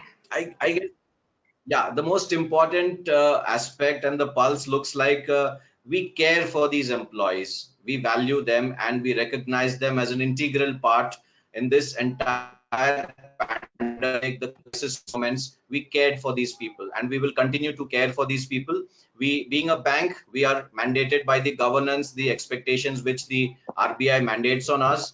We also look towards giving regular updates to the RBI with regard to the business continuity plan in terms of the positive cases of COVID, should any cases come up, and so on. So we have demonstrated that we care for our employees. We as a strong institution stands by each employee of the organization in this hour of need. Sure. Thanks, Sai. Arvind, for you, you work with organizations across sectors, okay? So, from a more, I would say, an overall perspective, what are you seeing are the measures, okay, and any different from what has been quoted already, that you have noticed that organizations are deploying, to motivate and keep employees focused across sectors? Yeah, so let me not repeat what has already been said, whether it is about communication, especially the communication with the top leadership across organization, or various ways and modes of engaging with employees. But 2 points to be added, which I see organizations doing well, not all, but some of them. One is helping employees leverage technology. See, before all this lockdown happened and everything happened, people are not that comfortable using technology to have meetings. For that matter, even having meetings in person were not always productive, right? Now to have a meeting on a virtual platform, that requires structure, that requires a different approach. So I see some organizations figuring out how do employees engage in productive meetings, in the sense that are they able to express what they want to express. And like somebody mentioned that, like you mentioned, Aparna, that not everybody has an exclusive work zone in their home, right? And how can they make themselves more productive at home? What all they will need to look at, and what all they will need to organize for themselves at home. So rather than they struggling to invent or reinvent it by themselves, so I've seen organizations organize sessions on how to work from home more effectively and more productively, and that has helped organizations and employees. That has been a piece there. Another thing I see some organizations, again not all, but some organizations focusing on, is on the theme of strive and thrive. And we have been working with some organizations in the sense that the crisis is there, fine. And it's not the first time the world is facing a crisis. This kind of crisis world is facing for the first time, for sure. And nobody has answers. But organizations have faced crises earlier on, and they have moved on from those crises. And at some point of time, we are going to move on from this crisis also. So suppose the lockdown opens up, then what? What are we going to do? What's going to happen? For sure, the business plans will change. They will have to be recast. The way of doing business will change. The way of working will change. So are employees already thinking on those lines? Are we helping them to think? In fact, not just helping them, but maybe they have the answers. Today, nobody can say, I have the answer of how the life is going to be post-COVID. So I see a lot of organizations working on or reworking on the goals post-COVID, what is going to be, how we're going to survive, and then how we're going to thrive. A few days back, we heard Google chief saying that Google is going to be operating only 30% of its office strength by December, right? And so, so how are you going to work? Work from home is not a usual way for any organization to work. So, what are going to be our ways of working from work from home? What are we going to be having? So, for example, I will give you an example. When you go to office, right, you have sometimes a short leave available in some organizations. So you can take a 2-hour furlough to attend to some personal job. So what you do is you put it in somewhere and I'm taking a 2-hour off to attend to my personal job. Now work from home, how do I avail of that furlough, right? And I do need the time to take care of my uh, groceries, to get some stuff done at home. So I do need that time.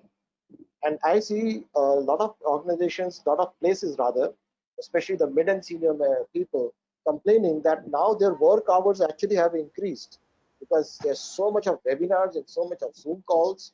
So a discipline needs. So I was very happy to hear Kriti talk about an off day for employees. So we need to have something of a discipline working. And I do see organizations doing that. That okay, no meetings before 11 o'clock in the morning and after 7 p.m. in the evening, India time. And in fact, I was talking to somebody from Immersion yesterday, and they said they have actually fixed a lunch time because when you are at home, every family has a different lunch time. So from a working perspective, they have actually fixed a lunch time. That means between 2 and 2:30, there will be no meetings, no calls. And so there are things like that that I see organizations doing to make the working from home more smooth and better and more functional. Right. Thanks. I think great points from an overall perspective that you've mentioned. I was in a discussion yesterday, and Arvind, just like you were saying, the question is, we are looking at financials and we are evaluating results and balance sheets, profit and loss accounts of last year, financial year ended March 31st, 2020. Now there is some budget and there is some projections that one has made for the current financial year. But all of that at this point in time has gone for a toss, completely out of the window, because we don't know. First quarter is, almost 2 months down. We don't know what second quarter looks like. So what numbers are we going to talk about? Okay. What is realistic? Who knows the answer? Okay, who knows the answer? And does anybody have a crystal ball here or anywhere else in the world, who can say what the remaining quarters are going to look like? So very interesting, and it was almost I would say interesting discussion, because your guess is as good as mine in terms of what how much it needs to be revised downwards to. There is no upswing that you're talking about in terms of numbers. You're only talking about how much does it have to be reduced to, and what percentage. Do I have a basis to say what percentage is it going to? Because we don't know how customers will behave, we don't know how markets will behave, we don't know how exports will behave, we don't know how raw material imports will behave, we know nothing, right? So I think that is the reality across sectors. All right. The next, question is again to panel, and I'll go to Kriti first on this, and that is actually the heart of this discussion. Okay, the theme that we have is employment scenario, post COVID-19. Okay, what is going to happen? So while you can talk about what's each one of you can talk about what are the current thoughts, but also try and crystal gaze a bit and see what you think is going to happen in your particular industry, at least in the near term. And when I say near term, at least in this financial year, 2021, financial year 2021. So what is the outlook of your organization and industry with respect to managing the current workforce as well as hiring? Okay, so projected hiring, what is the strategy? What is the outlook in terms of whether it's on hold?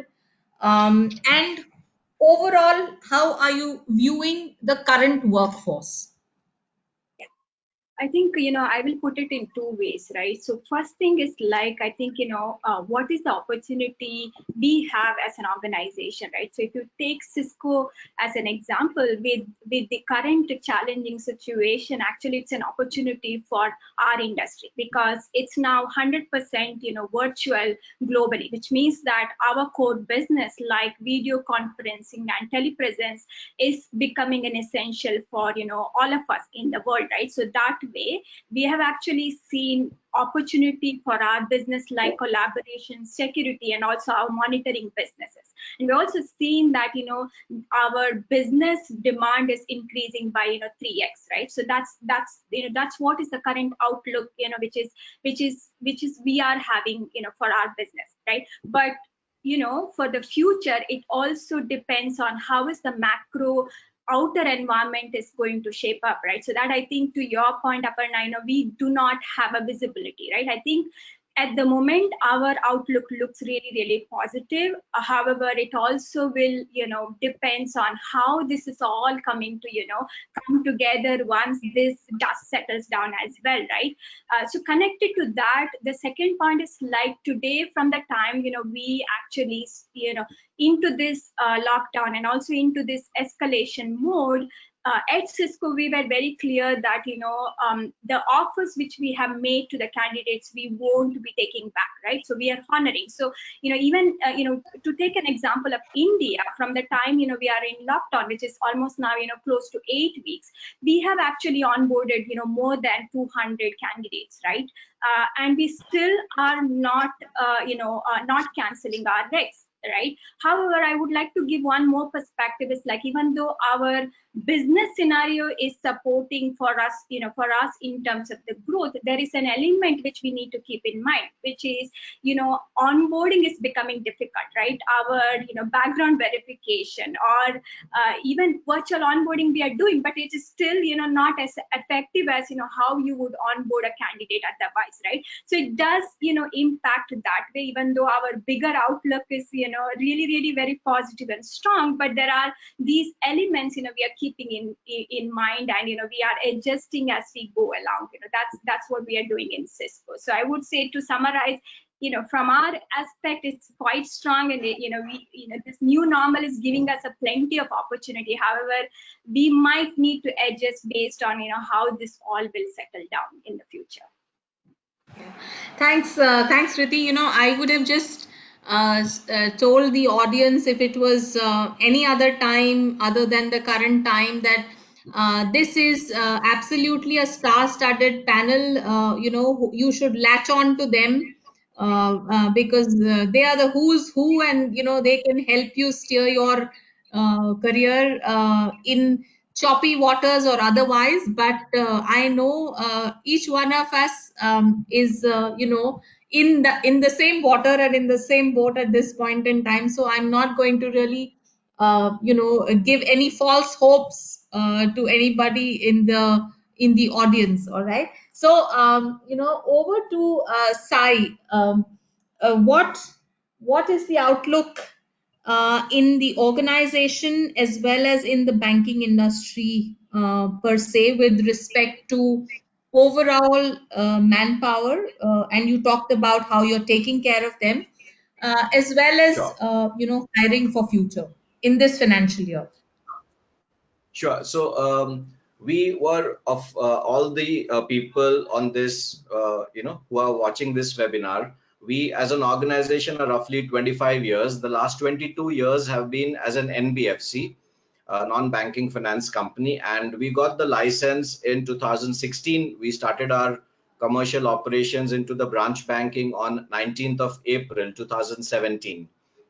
So as a bank, we are roughly 3 years young, and in the branch banking space, we have roughly about 350 branches, and the outlook for this year is no different than what it was pre-COVID. We have roughly about 12 to 15 branches coming up into the newer geographies. South to begin with, we are starting a couple of branches in Bangalore, then we move across to Odisha, then to West Bengal, Calcutta, then Lucknow, and so on. So these are some of our plans for the new geographies. For the existing geographies, we are present in about 10 states in the country. We are looking for opening new branches over here. And with the larger narrative being do more with less, we are looking at the existing people. If they can be groomed into these roles into the existing geographies, the new geographies, we are tapping the talent from outside, from the banking space.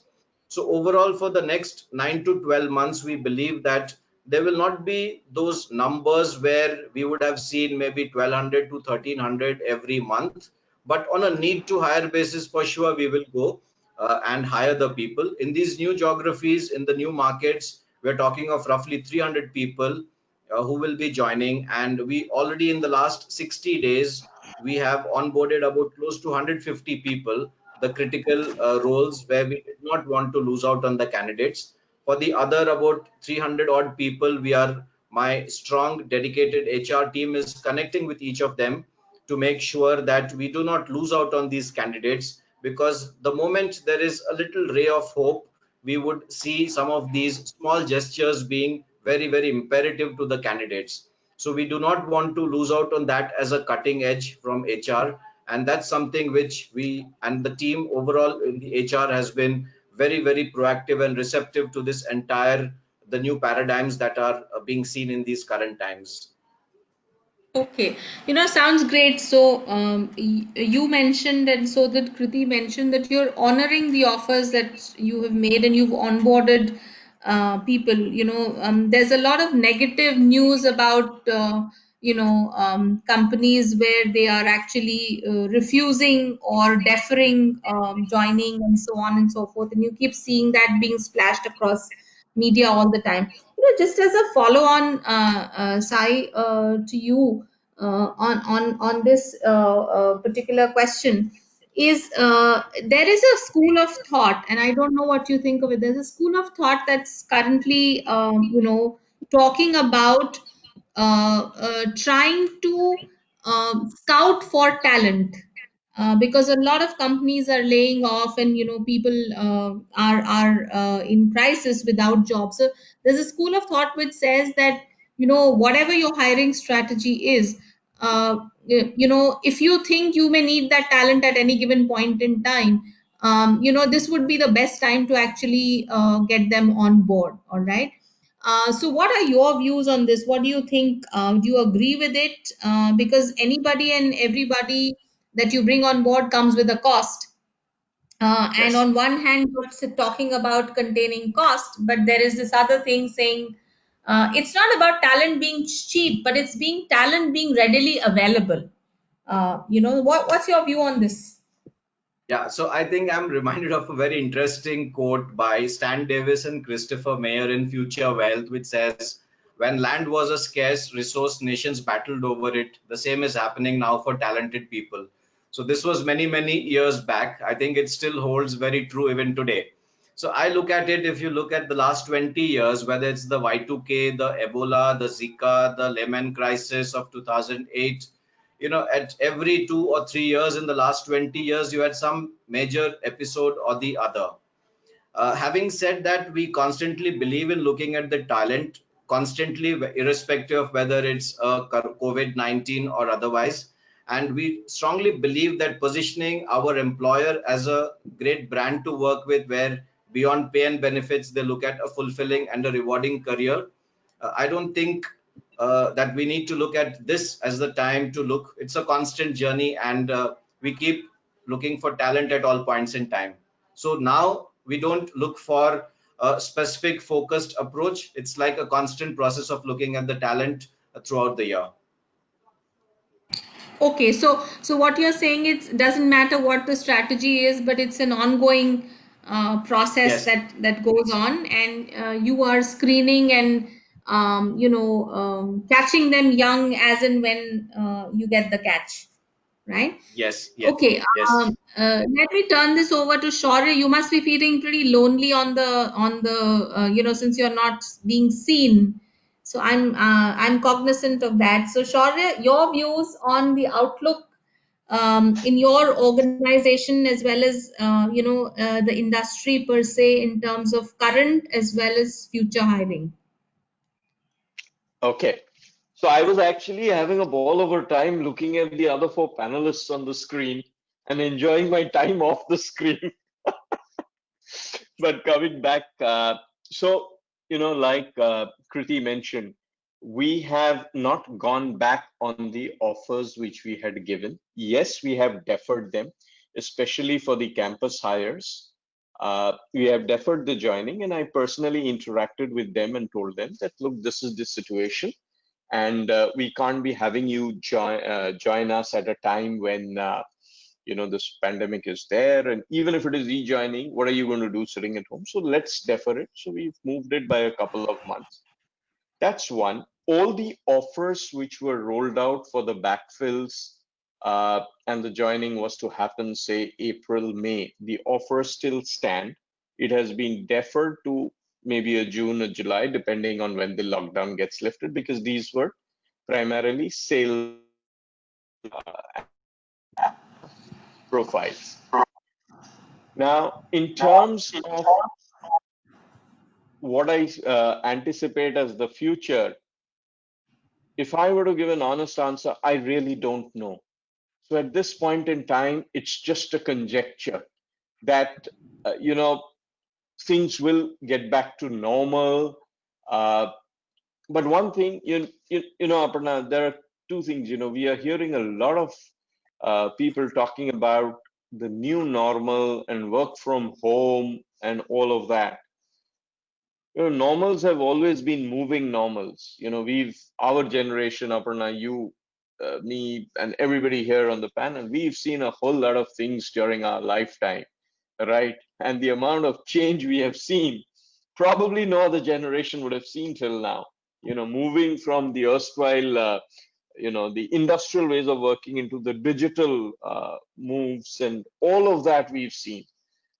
So the normals have always been moving for us. Yes, the scale is unprecedented. Whatever is going on is unprecedented. What I anticipate is that the era of functional specialists will gradually, wither away for some time at least. There will be people who would want to hire generalists in the sense that people who can do multiple things. And that's necessarily because the economic impact which this pandemic will leave behind when it's gone, that'll take a couple of quarters in terms of the financial performance to come back to. And there, obviously management of costs is very critical. In the Indian scenario, I don't see work from home as a long-term solution. A lot of people are talking about it, but I stand out and take a contrarian view. 1 year from now, we'll be back to our good old ways. We love to have our own, coterie around us and our own princely states, if I were to put it. We'll all be back to that, a year down the line. The hiring outlook, I think, for the next 2 quarters at least, will be muted. As regards the recovery, I'm a positivist, so I would hope it's a V shape. But who knows whether it's going to be L, W, V? We never know. I mean, which way the economy is going to turn, no idea. So that's it. Okay, all right. I get that.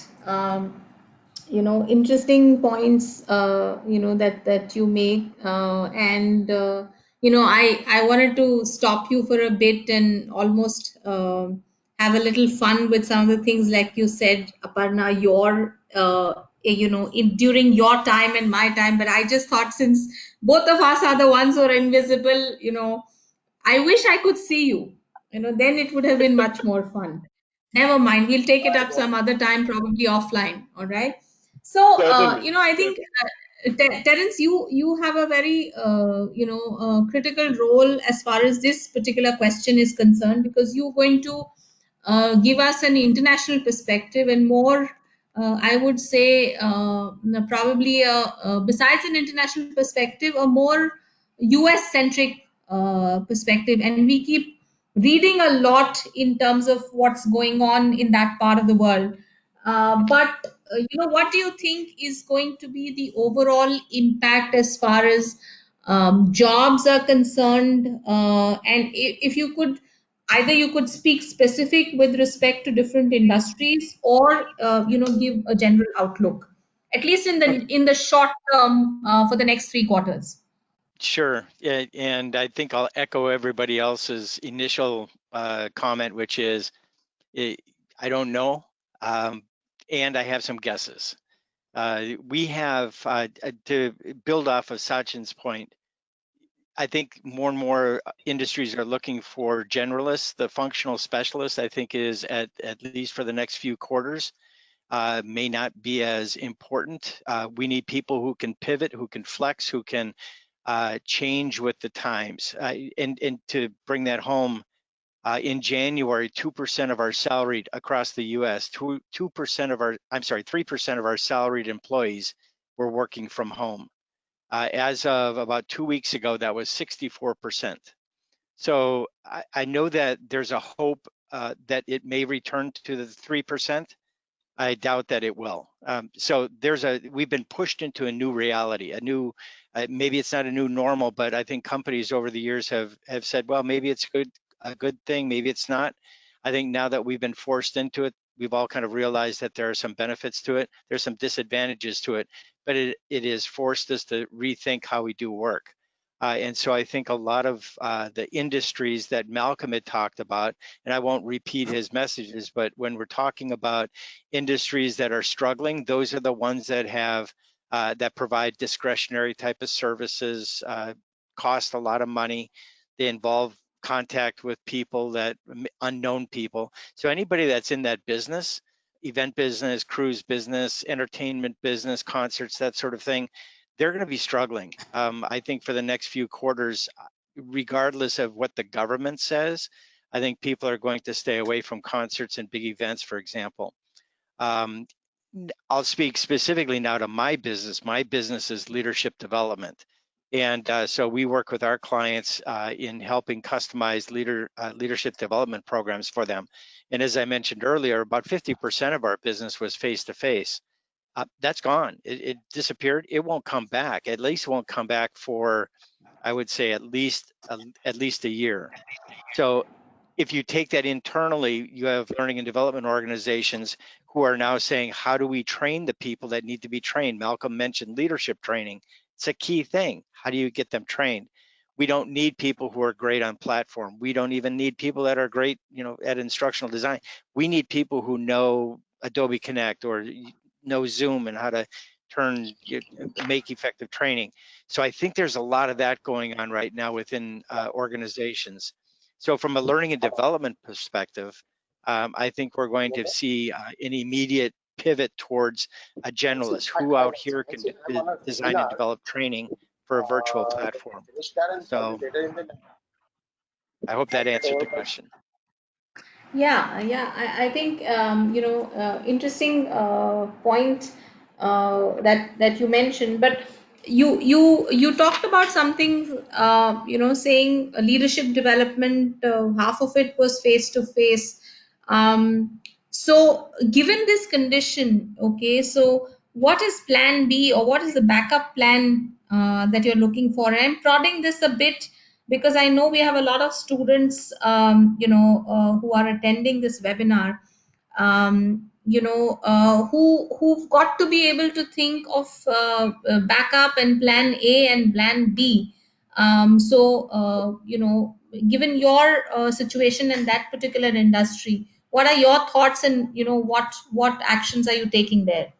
Sure, thank you. I think in terms of Plan A and Plan B, there is no Plan A anymore. Plan A was continue doing what we used to do.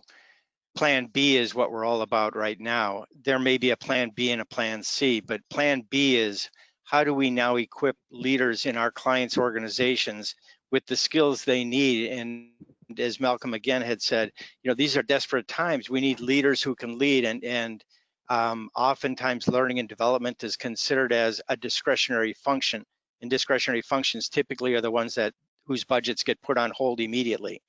And yet at the same time, the contradiction to that is this is the time we need leaders who can lead most effectively right now. So a lot of companies right now are again pivoting from how do we provide the skills in the ways we used to how we do it now. And I think Krita had mentioned, that having the town hall meeting type of format where you can have questions answered either by executives or by doctors. But then there's also a skilling issue. How do you help new leaders or current leaders deal with this type of crisis? And where you're managing now perhaps remote employees, you never did that before. You're trying to help ease anxiety where you've never really had to do that before, where you're trying to create a vision when you don't even know what's going on. So that's the challenge right now. And so for us, Plan B is really pivoting to a different platform to reach these people and reach them virtually, and to try not to create the Zoom fatigue effect that we're all starting to face. So it's a challenge, but that I think is what we are doing as a company that provides customized training. But it's also, I believe, what a lot of internal learning and development organizations are doing for their companies. Thanks, Terence. Arvind, would you like to add to that, since you also work in the consulting space? What do you see? I think what Terence said makes sense in the sense that it's a duality, that at one end, the discretionary budgets of organizations are getting curtailed, and hence organizations saying, hey, let's save money. But at the same time, this is a massive change. This is a period of massive change. And there is, so in a country like India, worldwide, but in India also, there is anyways a deficit of leadership talent, right? So we do not have leaders to lead the organizations in a normal scenario. And now you need leaders to lead in a very fast changing and in a very ambiguous VUCA world kind of a scenario. And now you don't only need the senior leaders, you actually need leaders at every level, because there's going to be a lot of delegation, and there's going to be decision making happening at lower levels. So where do you get the ability and skill at that? And some organizations are realizing, very few of them, but very soon many organizations are going to realize. And like earlier on, you were mentioning that, what will happen post COVID, what's the budget, what's the balance sheet going to look like. Right now, a lot of fear factor is there in the organizations, and that fear or that panic is preventing them to think in terms of building, right? They are looking at surviving, so they do not know how we will survive, how post COVID we will look like as an organization. But I'm sure with a bit of more time passing, people are going to realize that this is the way of life which is going to be. You've got to live with COVID. There's no post COVID. That post COVID will come quite sometime later. When I'm saying sometime later, it's probably a year later. It's not a few weeks from now.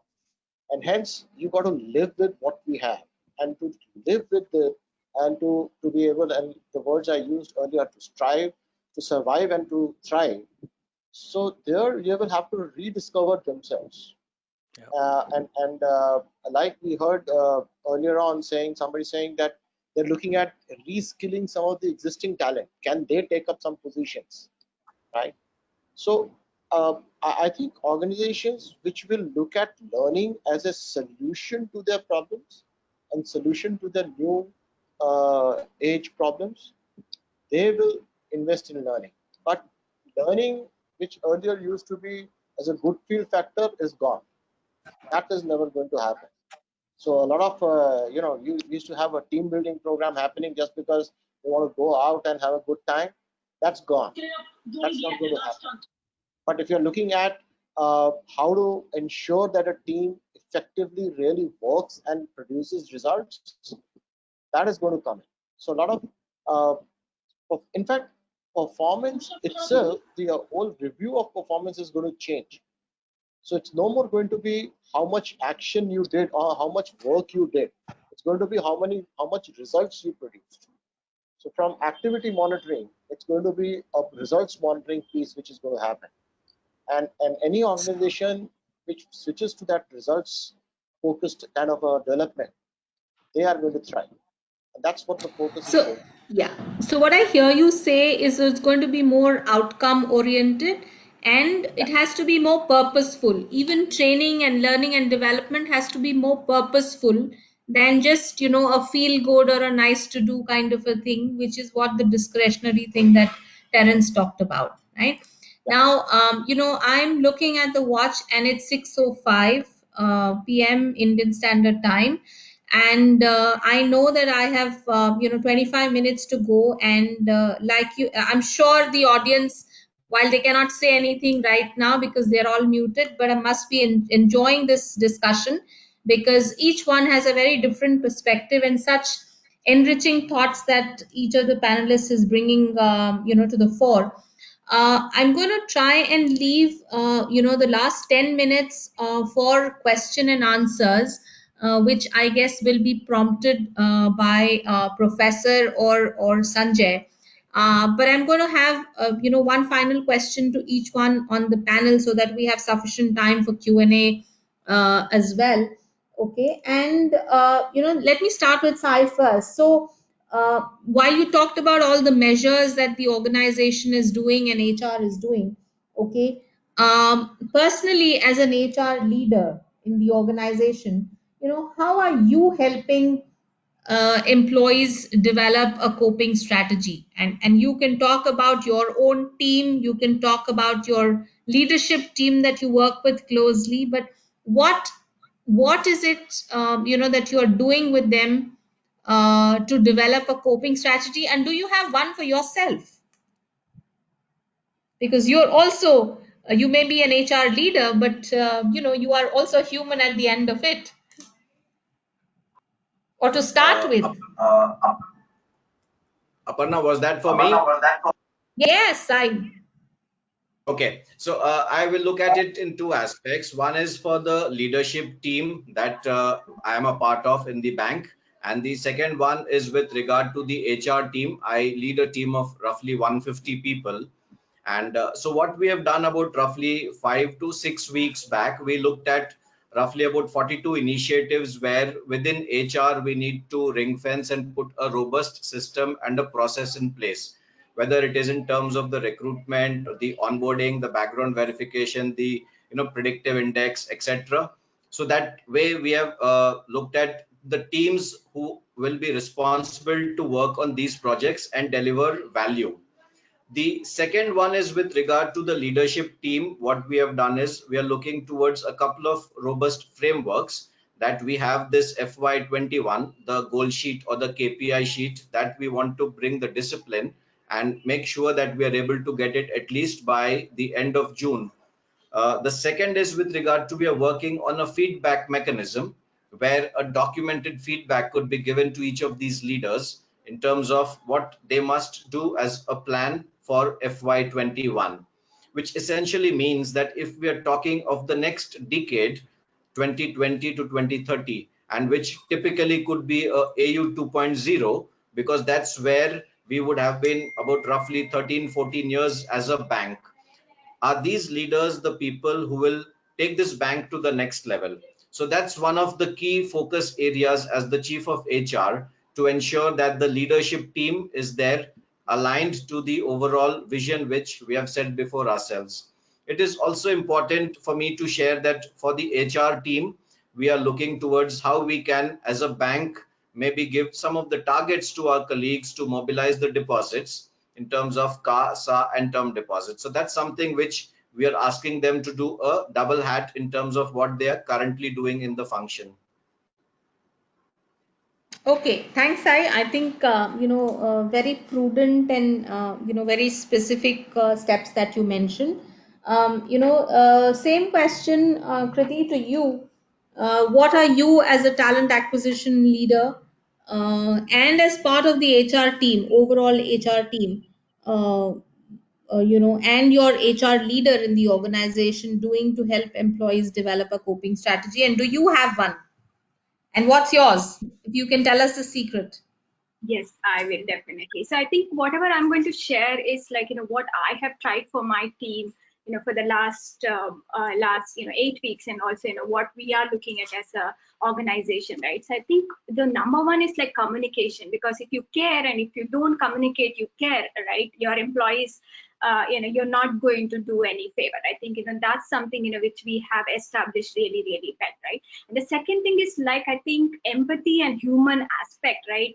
It's really, really important than ever, right? Because so we are empowering our leaders to, really enable. I think some of the aspect some of you talked about, how that becomes, even more importance today, right? I mean, though the top level might be exercising that, but are we, really enabling or empowering our the lower level leaders also to do the same thing, right? So that's second thing what we have done, right?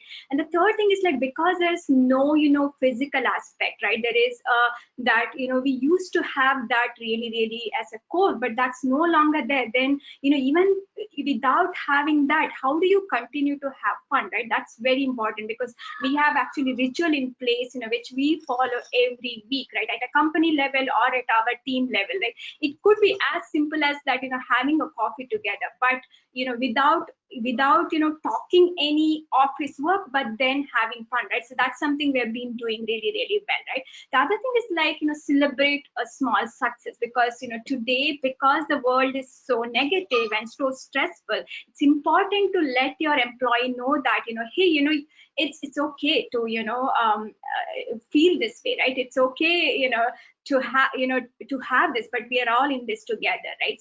And above all, I think all of us will believe that business is important. So to look at business continuity, but in a different way, right? Because the strategy what maybe worked before won't work, right? So how do you continuously innovate yourself to look at different way? That's something we are continuously looking at Cisco, and also in my team as well, right? So that's something we've tried, and I would say it's a journey, right? I don't think so we have figured it all, right? Like any individual or any company, I think we are all in this, because it's continually changing as well, because what we called a new norm last week, maybe not any longer a new norm this week, right? I think that's what is happening.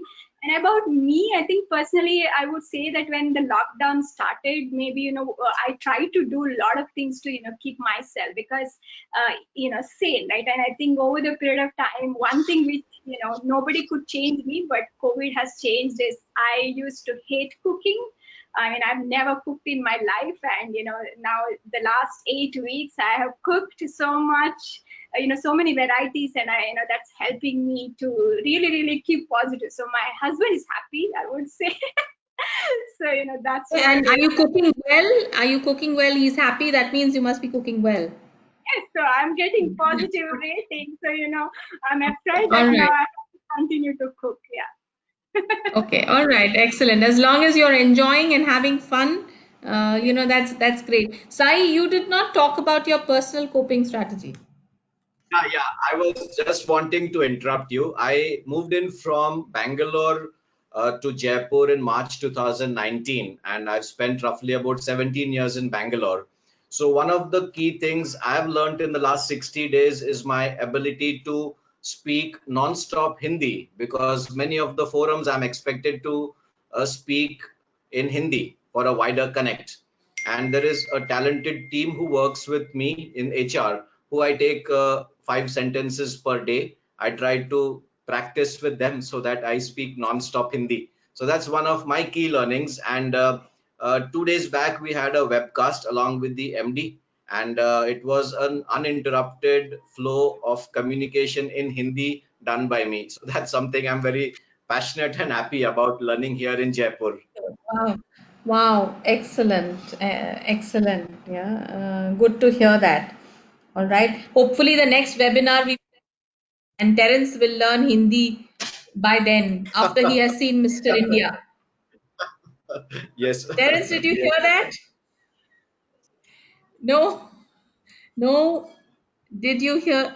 I'm not so sure if he heard what I said. I don't think he Terence, are heard it, you? Aparna. He's still trying to connect. I think he seems to be Terence, having are you there? connectivity issue maybe. Okay. Terence, are you there?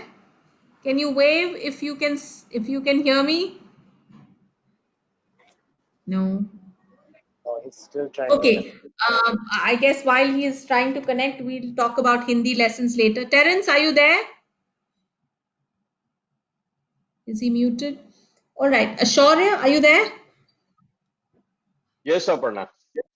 Okay, all right. So, as an HR head, as an HR leader, as a CHRO, how are you helping employees develop a coping strategy and what's yours? Okay. In terms of helping employees, I think the most important thing is to let them be as it is. Don't put the pressure now. Let the work go on as it is. Because we all need to understand that we've lost the support system, the support ecosystem of the house staff in our homes. Everybody is actually working for home and working from home. So that's a lot of stuff which everybody is going through. And nobody's been locked in like this for 2 months together. I mean, at least I never have faced that. So, and I'm sure nobody across the globe would have faced such a situation ever. So one of the thing is that let people be. I mean, yeah, yes, work is happening. Give them that space.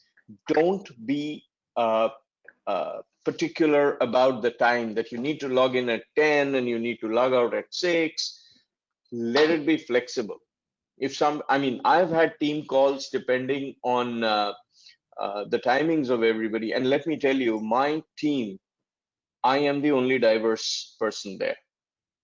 So all of them, barring another person, of course, all of them are women. So we have our team meetings at different time, which is convenient to everybody. Now, suppose I say, okay, I want a meeting at 9 a.m. It's not possible because everybody in the team would be making breakfast for the home. So that kind of an empathy has to be there. Second point, which I wanted to emphasize on is the performance management system as we knew it is dead because we don't know, as you rightly mentioned some time ago, Aparna, is that, your budgets, your targets, everything's gone for a six now. So what do? Do you have an annual performance target? What will you do at the end of the year? Because your budget itself has gone haywire. So in that case, we are currently working on a mechanism where in the next 2 weeks or so, we'll come up with what are the performance evaluation, or rather not performance evaluation, the target evaluation metrics. Because somewhere down the line, you'll have to factor that in terms of the people potential and the career roadmap. In terms of coping strategy, don't have a choice. You have to cope. And what else do I say? I mean, there's no conscious strategy. You take each day as it comes. I mean, I'm in Mumbai. There are hotspots near the area which I live, and sometimes it gets scary with different people saying different things. But at the end of the day, you just take it in your stride and you say, okay, things are going to be better soon. And one more thing which I do is I have been fortunate to have very good mentors in my career and in my life. So sometimes I do chat with them or speak with them, and some of them are very senior people, and some are me also of age, but they have a different perspective of life. The whole thing is about getting more positivity and understanding that, always reading that those terrible statistics on different websites is not going to help you in any way. So Sure. Thanks, Shaurya. I think what you mentioned is staying connected and keeping in touch with your network and mentors, is a great motivator and helps cope, during these times. So, we just hear some cross connection and probably some of the participants are speaking among themselves. So request if you can mute yourself. Um, all right. Arvind, I have a specific question for you, which is what can, in your view, employees do to re-emerge as strong employees, strong people, post this crisis? Yeah, I think three things are required to prepare come out of this crisis. First thing is recast your plans. So whatever life plans you had, whatever goals you had, you need to recast them, right? Uh, the biggest stress that you will ever get in life is that the reality is not as per what you expected it to be. Fortunately, with COVID, we for sure know that reality is not going to be what we were expecting it to be, right? So when we had the New Year celebrations and we made some resolutions for the next year, recast those resolutions, recast those dreams, recast those targets. So first step is that. Second step would be that whatever career you are looking at, uh, train yourself to leverage technology. There may be a small shop owner, there may be a startup, there may be a HR professional, there may be a production guy. Today is the time of being able to cope up with technology. And when I'm saying technology, again, I'm not saying how to do Zoom meeting or how to use Microsoft meetings. No, that is easily tackled. But leverage technology perspective that if I want to get something done, how do I communicate? I saw in the questions, somebody had raised a question, where does that power of touch go? You meet people, you shake hands, you hug, you squeeze a shoulder to pass on emotions. So when you're using technology, you need to figure out how do I still do that passing of emotions while I'm using the technology. Is it the social media? What comments do I make? How I become sensitive to my employees if they make some comments? We need to learn how to use technology to be for our advantage. And the third thing is emotional balance to make practical decisions. Things are going to go haywire, and uh, for all we know, there is more in store ahead. So while uh, I'm the positive kind of a guy, I say okay, things are going to go fantastic, and economy is going to revive, and things are going to grow post the COVID crisis. But then who knows what's ahead of us, right? Uh, be emotionally balanced. There's something called uh, having a mind space balance, right? Create that mind space balance for yourself. And I do it. I try to do it for myself in the sense that, am I maintaining a social connect? Am I doing something to value add to myself? Am I doing a physical exercise, right? Am I physically active? How do I keep myself physically active when I'm locked down in a home, right? Do I get adequate sleep? I can tell you there have been nights when you can easily wake up late into night looking at streaming movies, and next day is going to be horrible for you because you see you still got to cook your breakfast next day, right? So you still got to go to the Zoom meetings next day. So are you getting adequate sleep? Are you building your body immunity? Are you talking? Excellent point. Shaurya talked about talking to mentors, right? So do you have those mentors to whom you can talk to? So keep your mind balanced and take the practical. Opportunities are going to come for sure, but there will be only some people who will be balanced at that time to be able to take advantage of that opportunity.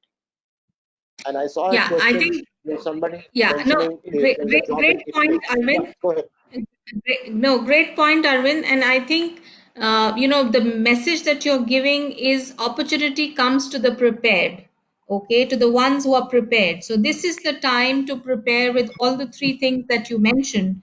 and that is what you are doing, and practicing before you're actually preaching or saying or sharing. All right. Now, Terence, we'd Aparna love ma'am, to. Aparna Ah, ma'am. ji sir. Ji sir. Yeah, sorry to interrupt. Actually, a lot of questions are there in the question pan, and I think we should start with the questions. Yes, sir. I'm just going to start with the question, and that's what I was saying. I have the questions with me, sir. Okay. So we lost Terence for a bit, and Terence, Yeah. we'll tell you the joke after that.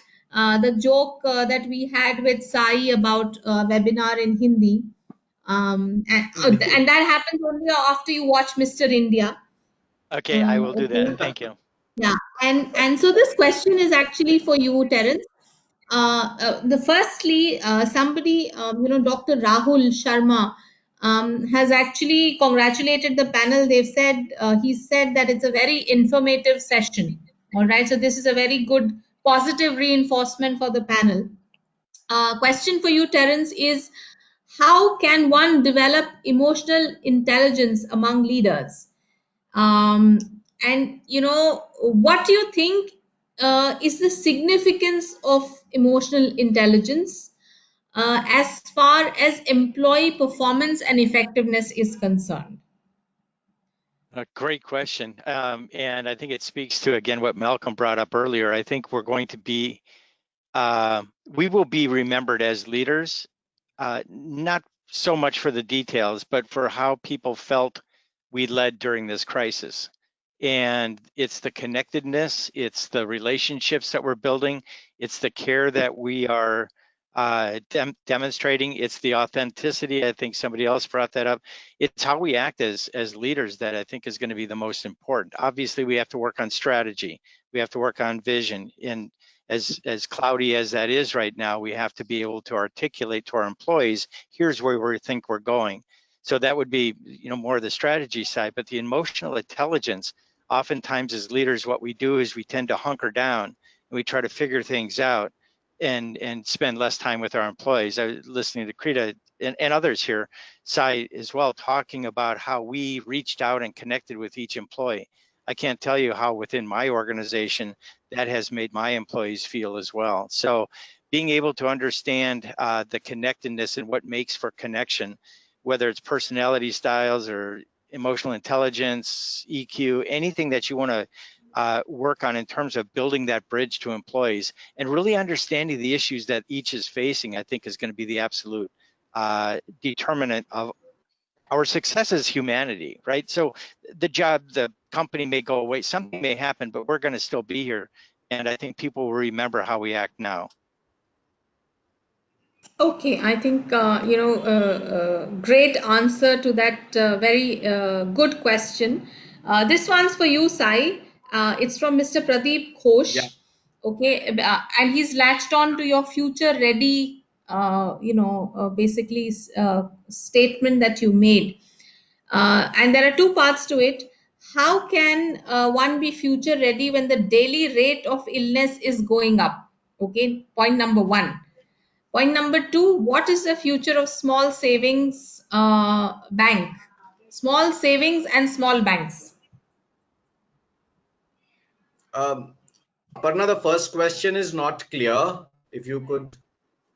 Yeah, the question is how can, so you said about, how you're helping the organization and the team be future ready.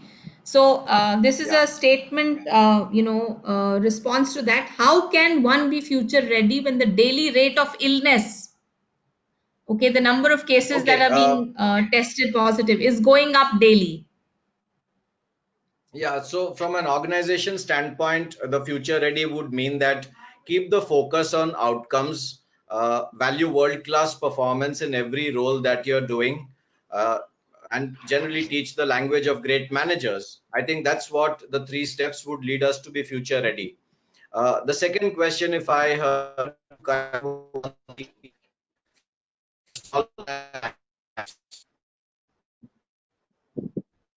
that question upper. What is the future of small savings banks, small savings and small banks? Small banks generally, I would speak in the context of our organization. We started this journey about 3 years and 2 months back, and we aspire to be a universal bank in about a couple of years from now. I think we have all the enabling and the building blocks in place. We have a very strong and dedicated leadership team. Our founders, Sri Sanjay Agarwal ji, Sri Uttam Tibrewal ji, Sri Deepak Jain ji, and Sri Manoj Tibrewal ji have been with this institution. They have built it brick by brick. We are currently 18,500 employees, and we have a great team which is future ready to take this bank to the next level. 2 years is where we aspire to be a universal bank, and with a whole new range of suite of products. We already have roughly about 30 odd products that we give to our customers. We will be definitely future ready as a run up to becoming a universal bank. Okay, thank you. Kriti, this question is for you. Okay, so all virtual platforms are selling work from home, but what about the hug and touch and half smile which is missing? Yeah, I think, How can one make up for that? I think by giving a virtual hug and smile. No, that's a easy No, answer. but social distancing. Somebody said social distancing as well. Yeah, so the question is, in HR we talk about, employee touch, employee connect. So, what impact is that going to have on work from home? Yeah, I think, one interesting aspect, which I would like to share, right? Especially some of our leaders earlier, even though Cisco had, very strong collaboration technology all through our, life, but then we were a little bit reluctant about, people working from home, right? So before the COVID, the notion was like, if working from home is not really a productivity, right? Especially, I think Indian content, maybe Tara, your world is different, but in India, this is a notion that all of us, including myself, believe that you have to be in the office to achieve the productivity. But it's an interesting concept that I heard from some of our technology leaders recently, that productivity actually has increased. So I think my thought process is, and now the same leaders are actually saying that when we are coming back to whatever that new normal, we are going to think about how we are going to utilize this. So we are not going to have 100% of our workforce coming back to our offices, right? So they're already thinking about it, right? So my thought process is slightly different. It's really not going to be 100% how it is to be, right? I think human touch and the human interaction is very, very important, but I think the point is, like, even all of us, including our engineers, our leaders, are, I think, learning how to survive, right? So I think that's the important thing. So I guess the notion of only a certain way it works is actually should change. I think that's my take to this. Okay, all right. There's a question on the research sector. Maybe I think I have to give this difficult question to Arvind. So Arvind, this is coming from Debajyoti Chakravarti.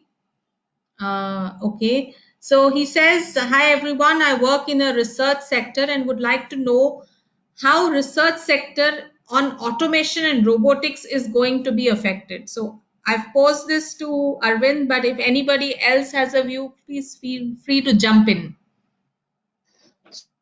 So automation and robotics will work out, but you will have to figure out for which industry.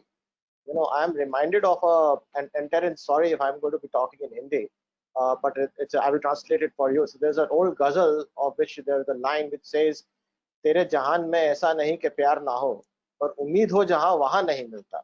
So what that means, Terence, and for the others, is that it's not that love is not there in universe, but you don't get it where it is expected. So opportunities on robotics and all are going to be there. Technology is going to be there, but it may not be there where you expected it earlier to be, right? So automotive sector is going to be there, but it's going to be there in a different shape. Banking, for sure, Sai would know, is going to be there, but its shape and form in which it operates is going to change, right? So yes, in the short term, companies may or may not invest too much on research. Earlier in the day today, I was in discussions with a startup where they are thinking of it's a medical kind of a startup. So can we have kind of a test happening online with artificial intelligence, which will tell you what's your stress immunity or what's your ability to work under stress. So there are ideas around that. So research is going to be there, but it's going to be in a different direction. Uh, I don't think robotics as a way forward is going to change too much due to COVID. It's not going to slow down. It's not going to speed up just because COVID happened, right? It's always good to look at business and business strategy on a 5-year term, because when you think about the next 5 years, then this time is going to be a short time in which it happened. Yes, it is going to shape up very differently. There were things which were anyways happening earlier, right? So if in the food industry, automation was to come in, now it will come in faster, right? In a different manner, but it will come in. And it anyways was earlier also being tried. If automation was being tried out in, let's say, banking sector, right? It was being thought of, but there was a lot of resistance to accept it by the consumers. Now it is only got accelerated, and consumers themselves want no touch working. Things like that will happen, and today nobody has that crystal glass ball to say what's going to happen even in December, right? It's a even December looks like a too long a time. So don't lose hope. Be cautious. Prepare yourself, but don't have fear, right? Is my thought, is my take on things. Research Aparna, on robotics will definitely be continued. Yeah, Sorry. sure.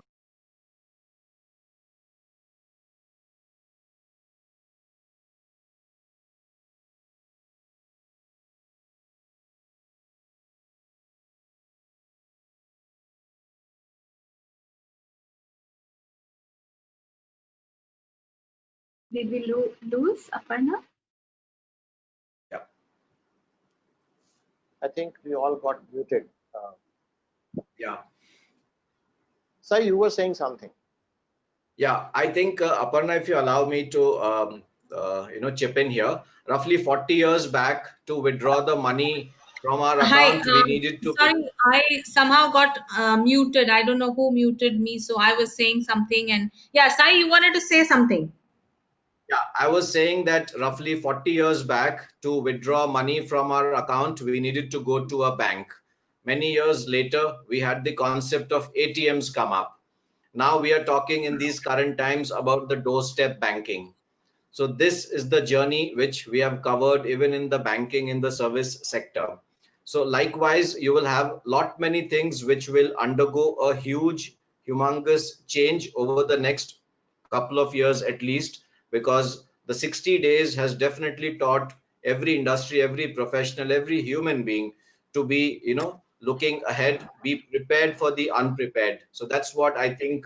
So any field, whether it's robotics or otherwise, there would be definitely a lot of improvements for us to automate ahead. Sure. Terence, do you want to add anything, or I didn't quite get? I think I lost you for a bit. No. Okay. All right. Nope, I think Sure. This question is for you. How will frontline sales force work pattern change post COVID? Is this And this is question related to from the? Shomik Das. Okay, Shar, are you there? Yes, I am. I'm there. Hello. Okay. How will frontline sales force work pattern change post COVID? Okay, there's no particular industry which is mentioned, but if you could just share your views in general. I think for some time, especially in those customer. Now, sales jobs have two ways. One is the customer facing, and the other is where you can work through the digital route. Now, for example, a car salesman, if you go, you can't sell a car digitally or virtually, right? In India, at least, you got to go there and you have to interact, or a two-wheeler salesperson.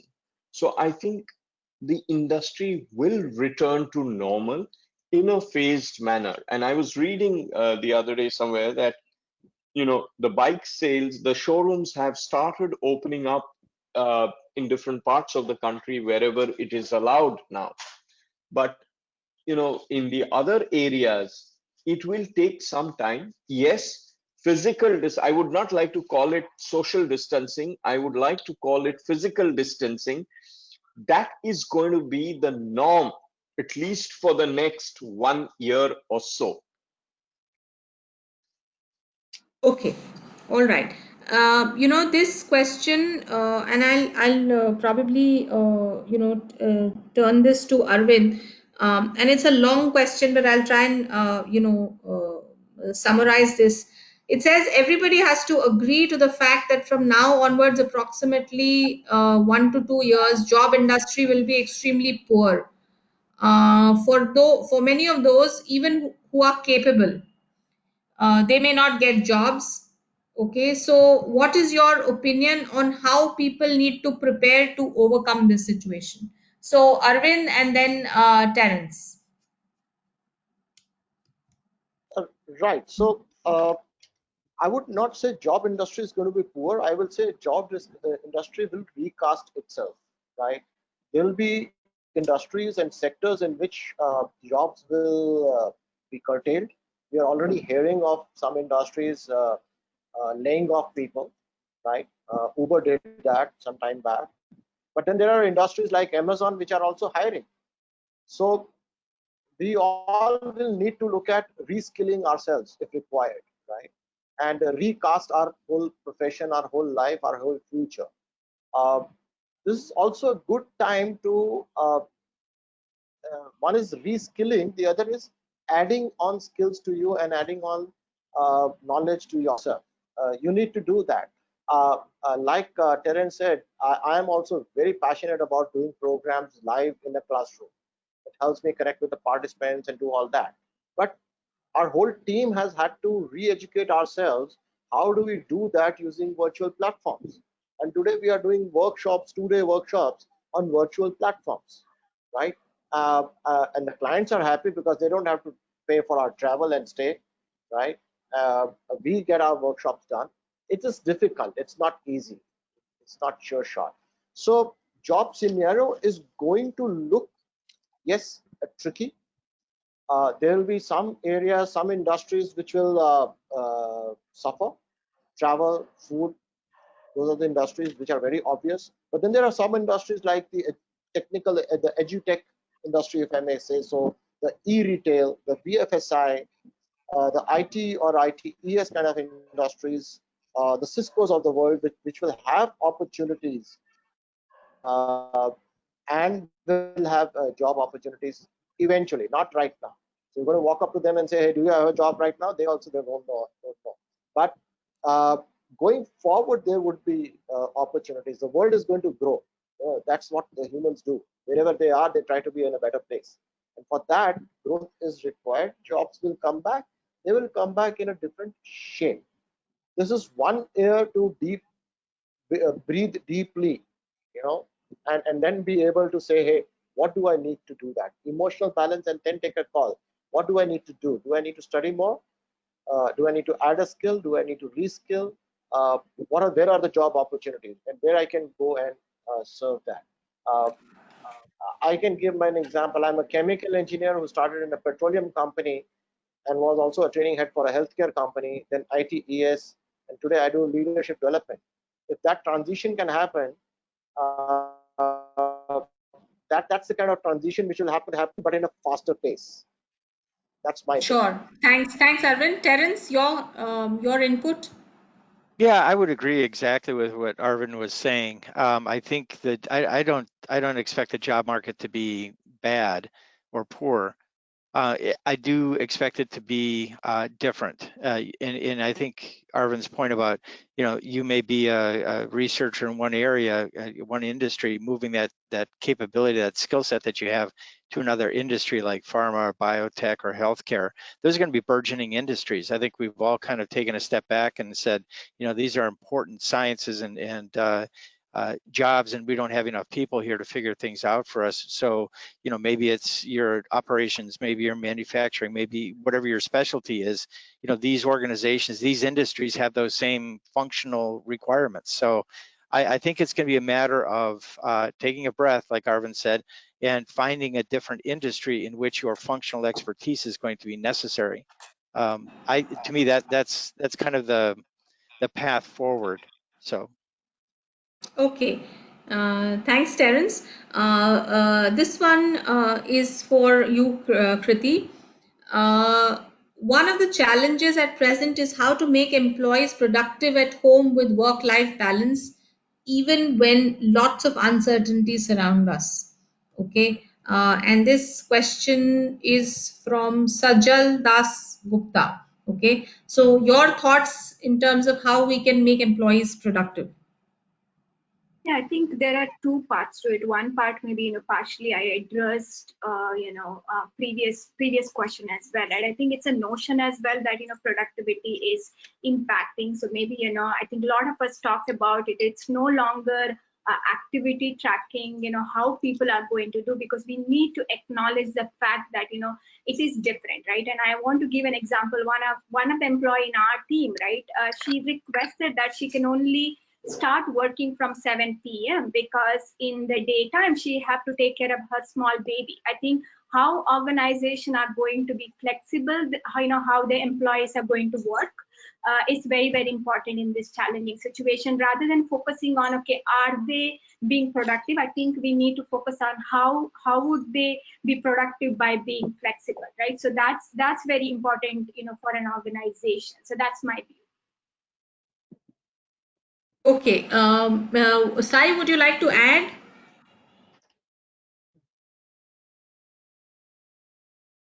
How to make employees productive at home with work-life issues. Okay, so what's your take on that?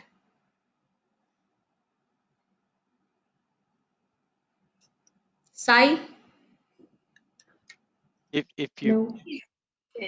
I think a slightly different view on the entire topic of work-life balance, because I think if you look at the teams across, the ones who are at the pressure roles, etc., is not the same which every employee in the hierarchy feels that way. So therefore, a different view on the work-life balance. And thanks to COVID, there was a time pre-COVID when people used to come and ask the HR they would request for work from home. I guess it will be the other way around post-COVID scenario. So with respect to the employees being productive, I think newer skill sets is what people need to acquire. That is where the L&D and the HR colleagues must spearhead these with the business colleagues, saying, how do we make them relevant? How do we make them employable? How do we equip them with the new skill sets? For example, when we operate in the 4 markets, metro, urban, semi-urban, and rural. If I have a sales manager who's operating in a rural branch, how do I equip him or her with a tab facility to train him how to open an account in the rural branches, remote locations, etc. So I think that's what would be the game changer, and that's what would be the new paradigms. The entire work, the workspace, the work etiquettes would undergo a radical change than where we were till about 2 months back. That's a very strong view I hold. Thanks to COVID, the 60 days and the road ahead, definitely at least 1 year, we would have a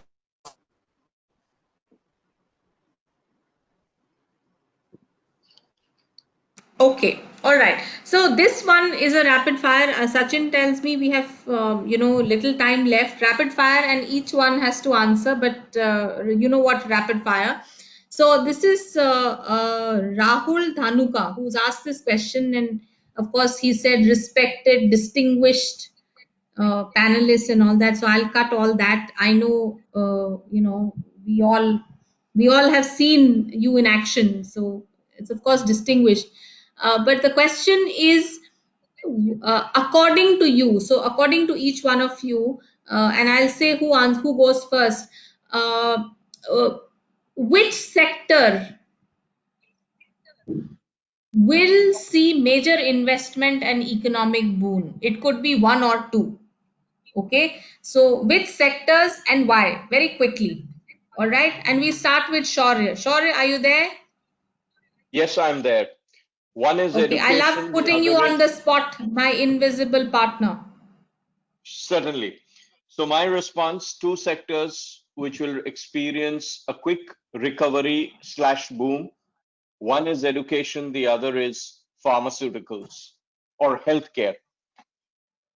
Why education has to make a quantum leap into the digital, and already content had been democratized, and now it's going to be way forward is going to be virtual or a blended learning, and a lot of more emphasis to self-paced learning.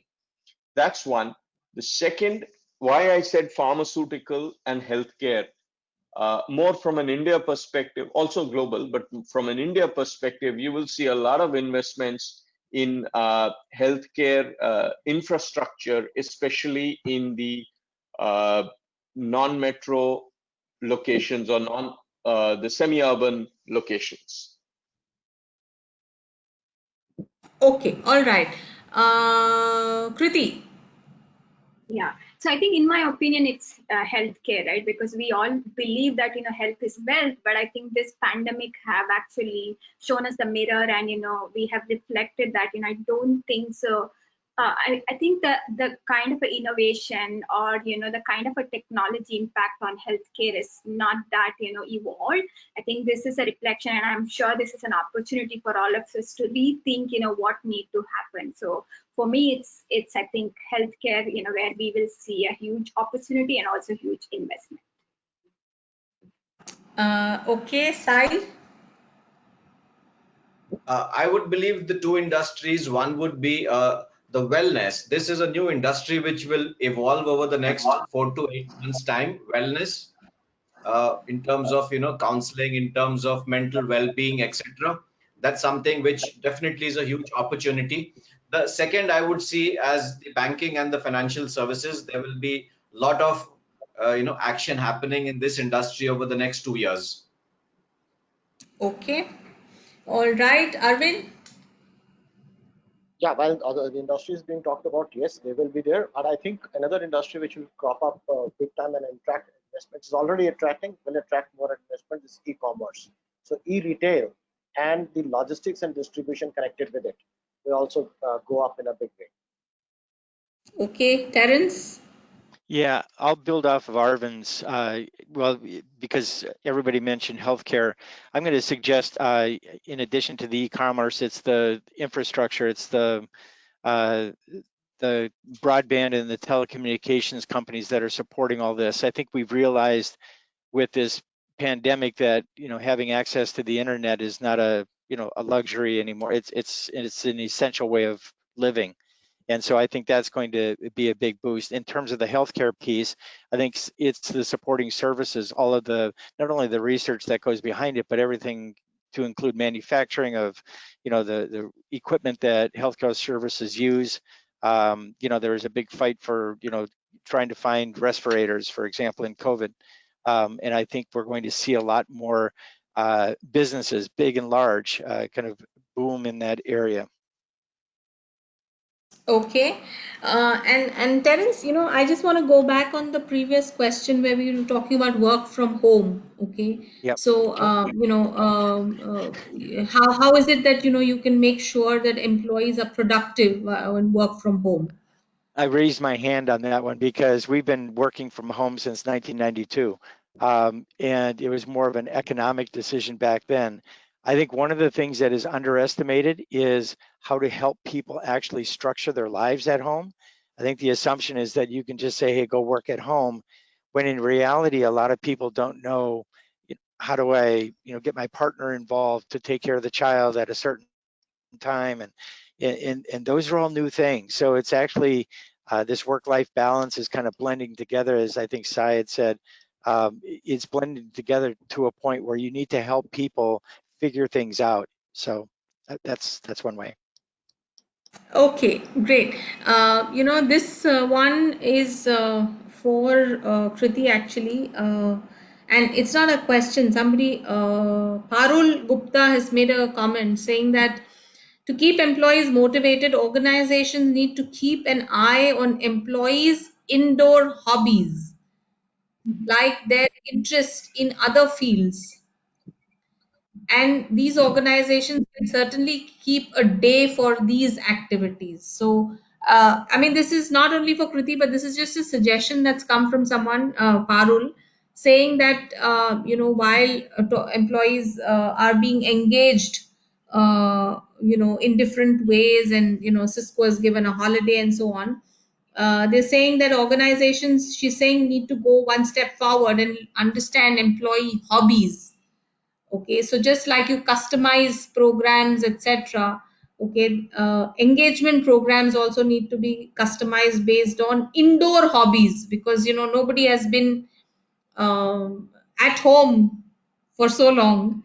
All right. And that is something that's going to help HR people. So this is just a comment and a submission. Sai, I see you smiling, so do you want to respond to that? No, I'm just keen to. Yeah, I think the respondent must be a student. So I'm just thinking at the thought process about how they are creative on these aspects. Right. Now, Shaurya, I can't see you smiling, so do you want to say anything? No, Just I so you was don't feel actually left out?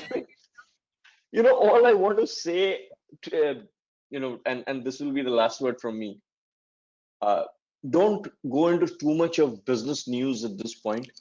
Doomsday isn't coming anywhere soon. So let's just relax and move ahead with life.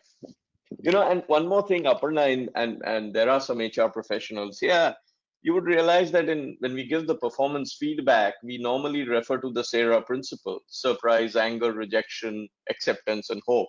I think with COVID, right now we are in the acceptance phase, or in between the acceptance and the hope phase, that things will get better soon and we'll move ahead with life, maybe in a different form.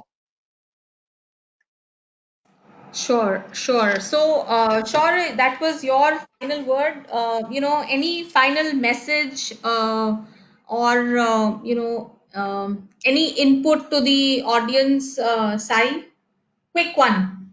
I think I have a couple of them. First one is, getting challenged is inevitable. Getting defeated is optional. I think that's something which each one of us must bear in mind. And the second one, I'm hoping that there are a lot of students on this forum watching this. Hard work beats talent when talent does not work hard. I think for every aspiring manager waiting to walk into the corridors of the corporate world, they must look at two key aspects. One is a talent, and definitely second is the hard work. So if I can also add a sentence in Hindi, which I've learned recently, is that अपने हौसलों को ये खबर करते रहो, जिंदगी एक मंजिल है नहीं सफर है चलते रहो.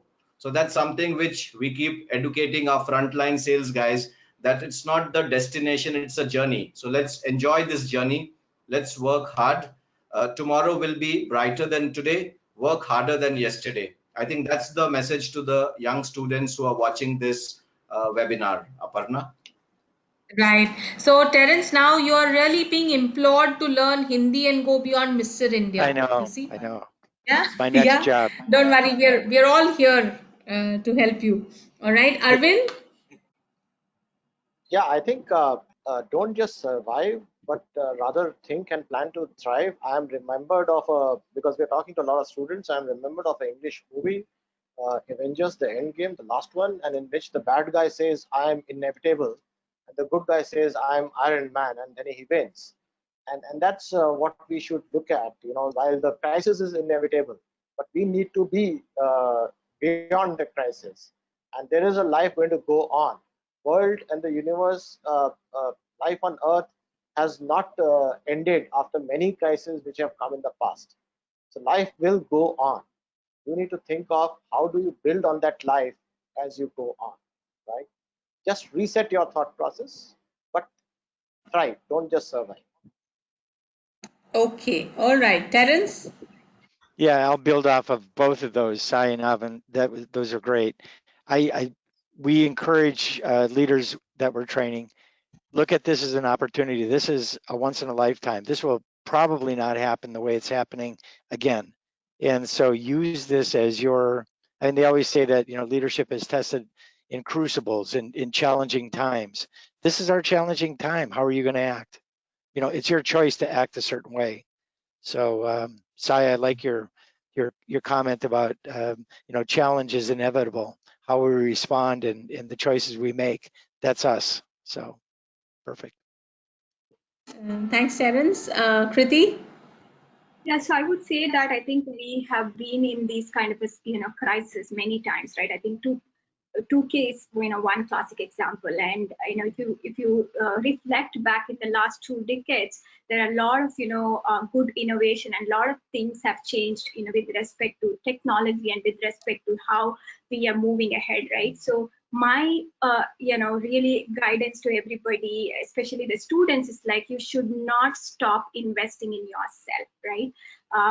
Be hopeful, because this is going to change, but I think we would not survive if we stop investing in ourselves. So I think you should be very interested to understand how things are changing. I think and you should keep learning. I think reskilling, innovating will never stop. I think that's what you should invest at this moment of time. Okay, thank you. So I think that was awesome. But we are not done yet. I'm told that we have some NASSCOM people who want to say something. So Sachin, and you want 5 minutes. So, sir, Yes, sir. can I Yes, pass this on to you? yes, ma'am. Yes, ma'am. Really want to thank everyone on the panel, Yeah, but I'm sure Aparna, sir wants special to say thanks something. to It's not done yet. yes, yeah, ma'am. Thanks all the panel Yes, members. sir. On behalf of the group, I thank all the panel members for your very interactive discussion and going very deep into the problems being faced by employees and employers, whether it is need for framing